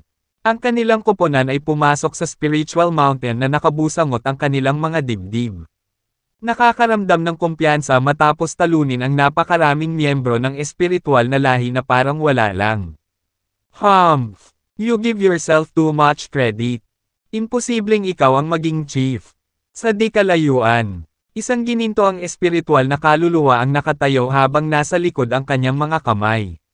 Ang napakalaking espiritual na enerhiya ng kaluluwa na bumulwak mula sa kanya ay tumaas sa hangin tulad ng usok at nabuo ang mga imahe ng mga ninuno ng espiritual na lahi. Ang gininto ang espiritual na kaluluwang ito ay walang iba kundi si Prinsipe Kerwin. Sa likuran niya ay nakatayo ang napakaraming mga master ng espiritual na lahi. Sinuri ni Dustin ang mga nasasakupan ni Prinsipe Kerwin at bahagyang napansin na mas marami sila kaysa kay Prinsipe Rondo. Biglang-bigla, isang matipunong lalaking nasa katanghaliang gulang ang sumali sa party kasama ang isang pulutong ng mga tao. Isang malakas na tawa ang pinakawalan niya at sinabing, "Invisible ba ako sa inyong lahat? Kung gusto mong maging pinuno, kailangan mo muna akong talunin." Guro, siya si Prince Dom. Bulong ni Prinsipe Rondo kay Dustin. Nakita ko, lumingon si Dustin upang tingnan si Prince Dom. Na nangunguna sa lahat at may malalaking kalamnan. Hindi na kailangang sabihin. Ito ay hindi ang kanyang tunay na anyo. Ngunit ang katawan lamang ng isang malakas na magsasaka mula sa sangkatauhan na kanyang tinataglay. Ang tatlong prinsipe ng mga lahi ay nakarating sa spiritual mountain. Sila ay pinili ng nakaraang patriarka upang maging mga kandidato sa laban ng pagiging kahalili niya. Kaya naman, ang pagiging kinikilala at lubos na iginagalang ng kanilang mga tao ay normal sa kanila. Gayunpaman, nagbago ang mga bagay pagkatapos mawala ang kanilang patriarch. Kung wala ang kanyang suporta, ang kanilang katayuan ay bumababa sa karera. Dito, noong sinabing siya ay napatay ng pulang halimaw. Maraming mga masters ng mga nagde-definite na lahi ang hindi nagseryoso sa tatlong prinsipe. Ano ito? Tatlong sanggol ang naghahangad na magiging susunod na patriarch. Nakakatawa. Kung gusto mong mabuhay, iminumungkahi ko kayong tatlo na umalis dito. Kung hindi, hindi ako magdadalawang isip. Boom! Sa di kalayuan, isang ulap ng aura ang lumitaw. Ang buong spiritual mountain ay nangingibabaw ng husto habang ang isang matangkad na nahuhulog na kaluluwa ay ibinaba ang sarili sa harap nila. Ito ay isang master ng nalahi. Ang mga nakakatakot na ron ay umikot sa paligid niya at ang kanyang hindi magandang mga mata ay kulay ng isang blood moon habang tumatama ang mga ito sa mga bystanders. Ah, ito. Ito si Master Houston. Siya ay halos kasing lakas ng ating patriarka. Nagsimulang magbulungan ang mga nilalang sa isa't isa habang nababalot ng gulat ang kanilang mga mata. At nang maisip nilang hindi na ito maaaring lumala pa, lumitaw ang isa pang master sa himpapawid, na sinundan ng libo-libong banal na Diyos. Ito ay Master Mordecai, sigaw ng iilang tao na nagtataka. Tingnan mo, nandito rin si Master Sergio. Lumipat ang kanilang mga mata sa kaliwa kung saan lumitaw ang isa pang figure. Lumipad siya sa himpapawid. Pinangunahan ng isang malakas na aura ng espada na bumubulusok sa paligid ng spiritual mountain. Narito na si Master Briar. Sumunod, dahan-dahang naglakad pasulong ang isang matikas na lalaki. Isang sinaunang libro ang lumulutang sa itaas ng kanyang ulo. Ang lalaking ito ay mukhang napakaamo. Ngunit ang hangin na inilalabas niya ay lubhang mapanganib. Guro, ang apat na ito ang pinakamakapangyarihang lalaki sa ating mga pangkat na lahi. Tulad ng tatlong prinsipe, ipinaglalaban din nila ang posisyon ng patriarka. Napakalakas nila. Isang baitang lang ang mas mababa kaysa sa ating patriarch. Bulong ni Prinsipe Rondo kay Dustin. Dahil nagpadala na si Prince Rondo ng impormasyon tungkol sa Spirit Cosmos sa Soul Sea ng Dustin. Alam ni Dustin ang tungkol sa apat na master na ito. Wow! Mas malakas sila kaysa sa hitsura nila.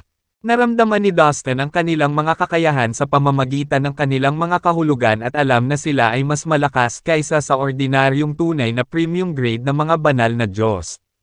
Ngunit mas mahina sila kaysa sa mga semi-governing na mga Diyos. Siyempre, mas makapangyarihan si Dustin kaysa sa kanilang lahat na pinagsama.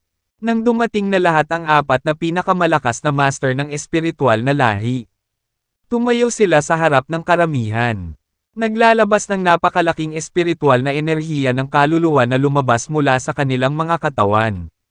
Lahat ng nilalang sa paligid ay takot na takot sa kanila kaya hindi sila naglakas loob na tignan sila sa mata. Sa isip nila, mas nakakatakot ang apat na ito kaysa sa tatlong prinsipe.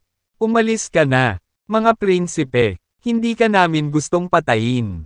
Ang apat na Panginoon ay pawang nakatitig sa tatlong prinsipe na may nakamamatay na tingin. Wala nang dahilan para igalang sila. Mga tanga, sumigaw si Prinsipe Dom bilang tugon. Kumunat ang kanyang noo, habang si Prinsipe Rondo ay naka-poker face. Nakatayo sa tabi ni Dustin. Loyal siya kay Dustin at maghihintay sa order niya. Haha, matatanda lang kayo. Gusto nyo maging next patriarch. Nabalitaan ko na pagkatapos mawala ang ating patriarch, hindi ka makapaghintay na nakawin ang kanyang posisyon. Bakit ako magpapakita ng awa sa mga taksil? Ngayon, papatayin kita para sa ating lahi. Humakbang si Prinsipe Kerwin at ikinuyom ang kanyang mga kamao. Ano? Galit si Prince Kerwin. Ito ang mga senior masters. Dapat silang igalang. Walang sino man sa mga nilalang ang makakaunawa sa ugali na nagmumula kay Prinsipe Kerwin. Alam ng lahat na ang lakas ng tatlong prinsipe ay mas mababa kaysa sa apat na Panginoon. Sa makatuwid, sa pinagsamang lakas ni na Houston, Mordecai, Sergio, at Briar, madali nilang napatay ang tatlong prinsipe. Kung magpapatuloy ito, magkakaroon ng bloodbath. Ano? Nagpalitan ng gulat na tingin ang apat na master sa isa't isa at pagkatapos, tumingin ng malisyosong tingin kay Prince Kerwin. Tapos, ngumisi si Houston. Sige, kung ito ay isang labanan na gusto mo. Ito ay isang labanan na makukuha mo. Sumigaw siya. Prinsipe Kerwin, kailangan na nating kumilos. Tapusin na natin ang apat na matandang ito at maging pinuno ng ating lahi. Bulong sa kanya ng isang kaakit-akit na babaeng naka-purple. Okay, Ariana, bantayan mong mabuti ang pagpatay ko sa apat na matandang ito. Sagot ni Prinsipe Kerwin habang tumatango siya bilang pagsang-ayon. Binata, sobra mo talagang tinansya ang kakayahan mo. Patayin mo kami. No way. Nang marinig ang mga salita ni Prinsipe Kerwin, ang apat na Panginoon ay nanunuya. Master, Gusto niyang lumaban. Kaya hindi namin siya pipigilan. Manood na lang tayo tapos aanihin ang mga natira. Bulong ni Prinsipe Rondo kay Dustin. Sagot ni Dustin sabay tango. Ang prinsipe na ito ay dapat na mayroong isang bagay upang ipagsapalaran ang laban na ito. Napaisip si Dustin habang tinitingnan si Prince Kerwin pataas at pababa. Ito na ang huling araw mo. Sigaw ni Prinsipe Kerwin. Humakbang pasulong at humahanggos patungo sa apat na Panginoon. Ano? Hindi pwede. Hinahamon ba niya ang apat na master sa parehong oras? Napabuntong hininga ang mga nilalang at tinakpan ng ilan ang kanilang mga mata. Akala nila ay pipili na lang si Prinsipe Kerwin ng isa sa kanila para lumaban. Hindi na sabay-sabay siyang sasabak sa kanilang lahat. Haha, ito ay magiging kabaligtaran. Tawa ng tawa ang apat na master. This is too reckless. I don't think he'll make it through. Komento ni Prinsipe Rondo. Hindi. Mali kayong lahat. Itinatago niya ang kanyang tunay na lakas. Hindi siya mamamatay. Sa kabaligtaran. Ang apat na Panginoon ay nasa panganib. Sagot ni Dustin na umiling. Master, anong sabi mo? Sa tingin mo kaya niyang talunin silang lahat? Natigilan si Prinsipe Rondo sa sinabi ni Dustin. Maghintay at makita ipaalam. Nakangiting sabi ni Dustin. Kerwin. Oras na para mamatay. Umungol si Houston. Boom! Sa isang segundo, ang napakalaking enerhiya ng kaluluwa ay lumabas sa kanyang katawan. Pinaikit ang kanyang mga mata. Tinipon ang lahat ng kanyang paglalarawan na kapangyarihan sa kaluluwa. Mula sa kaibuturan niya, umusbong ang mga ungol ng mga halimaw na umaalingaw-ngaw sa kanyang katawan. Ilang sandali pa, ibinuka niya ang kanyang bibig at hindi mabilang na mga mabangis na hayop ang sumugod at sumugod kay Prinsipe Kerwin. Ang mga hayop ay binubuo ng malakas na katangian ng kapangyarihan ng kaluluwa. Nakakabingi ang mga ito sa mga dagandong kaya't niyanig nila ang kalangitan. Si Mordecai, Sergio, at Briar, ay tumabi at pinanood ang labanan. Alam nila na sila ay sapat na makapangyarihan kaya hindi nila kailangang salakayin ang prinsipe ng sabay-sabay. Manood at tingnan. Mamamatay kayong apat, na nagpapatunay na ako ang pinakaangkop na tao para maging susunod na pinuno. Mayabang na deklara ni Prinsipe Kerwin. Nang matapos siyang magsalita ay kumilos na siya. Naglabas siya ng napakalaking lumilipas na kapangyarihan ng kaluluwa, na kumalat sa lahat ng direksyon. Dahan-dahan, ang buong spiritual mountain ay natakpan dito. Habang umaangat ito pataas, nabuo nito ang mga mukha ng mga sinaunang miyembro na nagmumula sa lahi na nabaluktot sa galit ng mga ekspresyon. Boom! Boom! Boom! Ang kapangyarihan ng kaluluwa ni Prince Kerwin lumundag pasulong tulad ng isang rumaragasang tubig. Nanilamon ang lahat ng mga kapangyarihan ng kaluluwa na inilabas ng Houston. Nagtipon ito sa langit at bumuo ng isang malaking kamao na binaril sa Houston. Boom! Boom! Boom! Ang hangin sa paligid ng malaking kamao ay sumabog, na nagpapagapang sa balat ni Houston. Napabuntong hininga siya. Hindi pwede. Paano mo nakuha ang ganitong uri ng kapangyarihan ng kaluluwa? Kerwin. Sigaw ni Houston sa nag-aalalang boses. Spiritual demon skill. Spiritual fire skill. Spiritual blade skill. Ipinagbabawal na espiritual na kasanayan. Alam na si Prince Kerwin ay isang mabigat na kalaban. Alam ni Houston na kailangan niyang subukan ang lahat ng mayroon siya. Isa-isa, binigyan niya ng kapangyarihan si Prinsipe Kerwin. Umaasa sa pinakamahusay. Boom! Boom! Boom! Ang kakayahan ng kaluluwa ng Houston ay nagbago sa mga buhay na palm unit sa lupa. Ang buong spiritual mountain ay yumanig, na naging dahilan para mahirapan ang mga bystanders na manatili sa kanilang mga paa. Ito ay isang todo atake mula sa isang makapangyarihang tagapagligtas ng mga klase na lahi. Walang ibang katulad nito. Karamihan sa mga nilalang ay lumayo upang maiwasang mataman ng natitirang kapangyarihan. Nice trick, but not good enough. Pangungot siya ni Prinsipe Kerwin. Matatag siyang nakatayo habang sumasayaw ang kanyang damit sa likuran niya. Boom! Boom! Boom! Habang kumalat ang counterattack, Ang napakalaking kamao na ginawa mula sa mas mataas na kapangyarihan ng kaluluwa ay patuloy na lumalapit sa Houston. Sa pag-abot nito sa kanya, tinanggihan nito ang lahat ng kanyang mga lihim na kakayahan. Nabinura ang mga ito ng buo. Damn it! Isang dagandong na pinaghalong galit at takot ang pinakawalan ni Houston. Lumipad pahiga ang malaking kamao at tumama sa kanyang katawan. Basag. Naputol ang Houston. At namatay sa lugar. Ang malaking kamao ay dahan-daang bumalik kay Prinsipe Kerwin. Lumulutang sa tabi niya. Binalot ng patay na katahimikan ang buong bundok. Karamihan sa mga nilalang na nakasaksi sa lahat ng ito ay labis na natakot na ang kanilang mga binti ay naging halaya. Paano niya nagawa iyon? Prinsipe Kerwin. Saan ka nakakuha ng ganoon kalakas na espiritual na kapangyarihan ng kaluluwa? Tanong ni Mordecai sa emosyonal na boses. Hindi siya makapaniwala sa nangyari kanina. Gusto mo ba talagang malaman?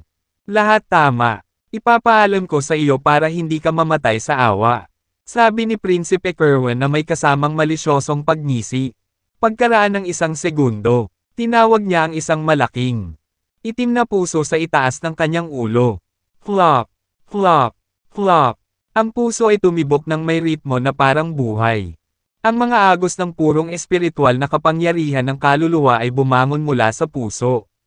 Sa sandaling makita nila ang puso, lahat ng miyembro ng espiritual na lahi sa Spiritual Mountain ay nabigla kaya napatitig sila sa puso at walang sinabi. Ang sindak at takot ay tila permanenteng nakaukit sa kanilang mga mukha. Ito ay ang espiritual na puso. May sumigaw. Pagkatapos, nabasag ang katahimikan. Nako, ito ang espiritual na puso. Isa sa tatlong banal na kayamanan ng ating lahi. Hindi ko inaasahan na makikita ko ang espiritual na puso sa buhay ko. Ang espiritual na puso ay nawala sa loob ng maraming taon. Hindi ako makapaniwala na nakuha ni Prinsipe Kerwin ang kanyang mga kamay. Tuwang-tuwa sila kaya umagos ang mga luha sa kanilang mga mata. Napuno ng kasakiman ang kanilang mga mata habang nakatingin dito. Wow! Isa ito sa tatlong banal na kayamanan ng espiritual na lahi. Ang espiritual na puso. Nagulat din si Dustin sa presensya ng itim na puso. Pinag-aralan niya itong mabuti. Guro, may tatlong banal na bagay sa ating espiritual na lahi. Ang espiritual na puso, ang espiritual na puno, at ang espiritual na tore. Sa kasamaang palad, ang tatlong banal na kayamanan ay nawala lahat ng matagal na ang nakalipas. Hindi ako makapaniwala na ang espiritual na puso ay nahulog sa mga kamay ni Kerwin. Sinabi ni Prinsipe Rondo kay Dustin sa pamamagitan ng kanyang espiritual na kahulugan. Nakita ko, tumango naman si Dustin. Mayroon akong espiritual na puno. At nakuha ni Prinsipe Kerwin ang espiritual na puso. Naisip niya sa sarili. Anong ginagawa mo? Lumuhad ka sa harap ng espiritual na puso. Utos ni Prinsipe Kerwin. Sa ilalim ng kanyang kontrol. Ang walang katapusang espiritual na enerhiya ng kaluluwa ay bumulwak mula sa puso. Higit pa rito, ang mga simbolo na may kaugnayan sa espiritual na kaluluwa ay lumabas mula sa puso at mabilis na kumalat. Sa isang iglap, napuno ng mga simbolo ang bawat pulgada ng Spiritual Mountain. Ang mga simbolo na ito ay kumakatawan sa kapangyarihan at kamahalan, na napakahalaga sa bawat miyembro ng espiritual na lahi. Lahat sila ay humanga sa espiritual na puso at ang damdaming nagliliwanag mula sa kaibuturan ng kanilang mga kaluluwa. Dahil ito ay isang banal na kayamanan ng espiritual na lahi. Ang espiritual na puso ay may kapangyarihan na gawin ang lahat ng espiritual na mga miyembro ng lahi na yumukod dito. Espiritual na puso. Espiritual na puso. Espiritual na puso. Sa sandaling iyon, lahat ng miyembro ng espiritual na lahi sa loob at labas ng Spiritual Mountain ay lumuhad at yumuko sa direksyon ng espiritual na puso. Pinagmasdan ni Prinsipe Kerwin ang lahat ng miyembro na yumuyuko sa kanya at ngumiti siya ng matagumpay. Ako ay pinili bilang isang prinsipe ng dating pinuno ng ating lahi. Ngayon ay mayroon na akong espiritual na puso. Ako ang dapat na susunod na pinuno. Deklare niya habang sinusulyapan ang kanyang mga tao. Kung handa kayong maging mga alipin at sumumpa ng hindi natitinag na katapatan sa akin, ililigtas ko ang inyong mga buhay. Kung hindi, Mamamatay kayong lahat. Pagbabante ni Prinsipe Kerwin habang nakatitig sa tatlong amo at sa dalawa pang prinsipe. Si Mordecai, Sergio, Briar, at Prinsipe Dom ay nalilito, na nakatingin sa isa't isa sa katahimikan. Inaasahan nila ang isang matinding labanan. Wala sa kanila ang umasa na nakuha ni Prinsipe Kerwin ang espiritual na puso. Ang espiritual na puso ay isa sa mga sagradong bagay ng espiritual na lahi upang magamit niya upang pigilan ang mga miyembro kapag gusto niya. Bukod dito, si Kerwin ay isang prinsipe. Ginawa siyang mamuno. Tinakat niya ang kanyang mga kaaway. Lalo na pagkatapos niyang wasakin ang Houston sa isang suntok.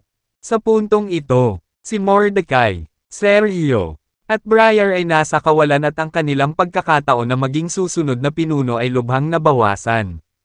Nagkatinginan silang tatlo, at bawat isa ay may malungkot na ekspresyon sa kanilang mukha. Bagamat ayaw nilang sumuko, ayaw din nilang gumawa ng hakbang laban kay Prinsipe Kerwin. Sino ang nakakaalam kung ano pa ang kaya niya? At ang iba sa inyo, may problema ba kayo kung ako ang susunod na pinuno? Kung gagawin mo, lumabas ka. Sinuri ni Prinsipe Kerwin ang karamihan ng espiritual na lahi. Lahat sila ay makapangyarihang master ng espiritual na lahi at sikat sa spiritual cosmos. Ngunit nang makipag-eye contact sila kay Prince Kerwin, ibinaba nila kaagad ang kanilang mga ulo. Sinusuportahan ko si Prince Kerwin na maging susunod nating pinuno. Mabuhay ang lahat kay Prinsipe Kerwin. Lahat, sabay nating batiin ang bago nating hepe. Sumigaw ang isang grupo ng mga miyembro ng espiritual na lahi. Lahat sila ay mga tauhan ni Prinsipe Kerwin. Sa puntong ito, karamihan sa mga miyembro ng espiritual na lahi ay humanga sa espiritual na puso kaya sumunod sila. Pagbati, Ginoo. Ang mga miyembro ng espiritual na lahi sa paligid ng Spiritual Mountain ay yumuko kay Prinsipe Kerwin. Ano naman sayo? May problema ka ba dyan?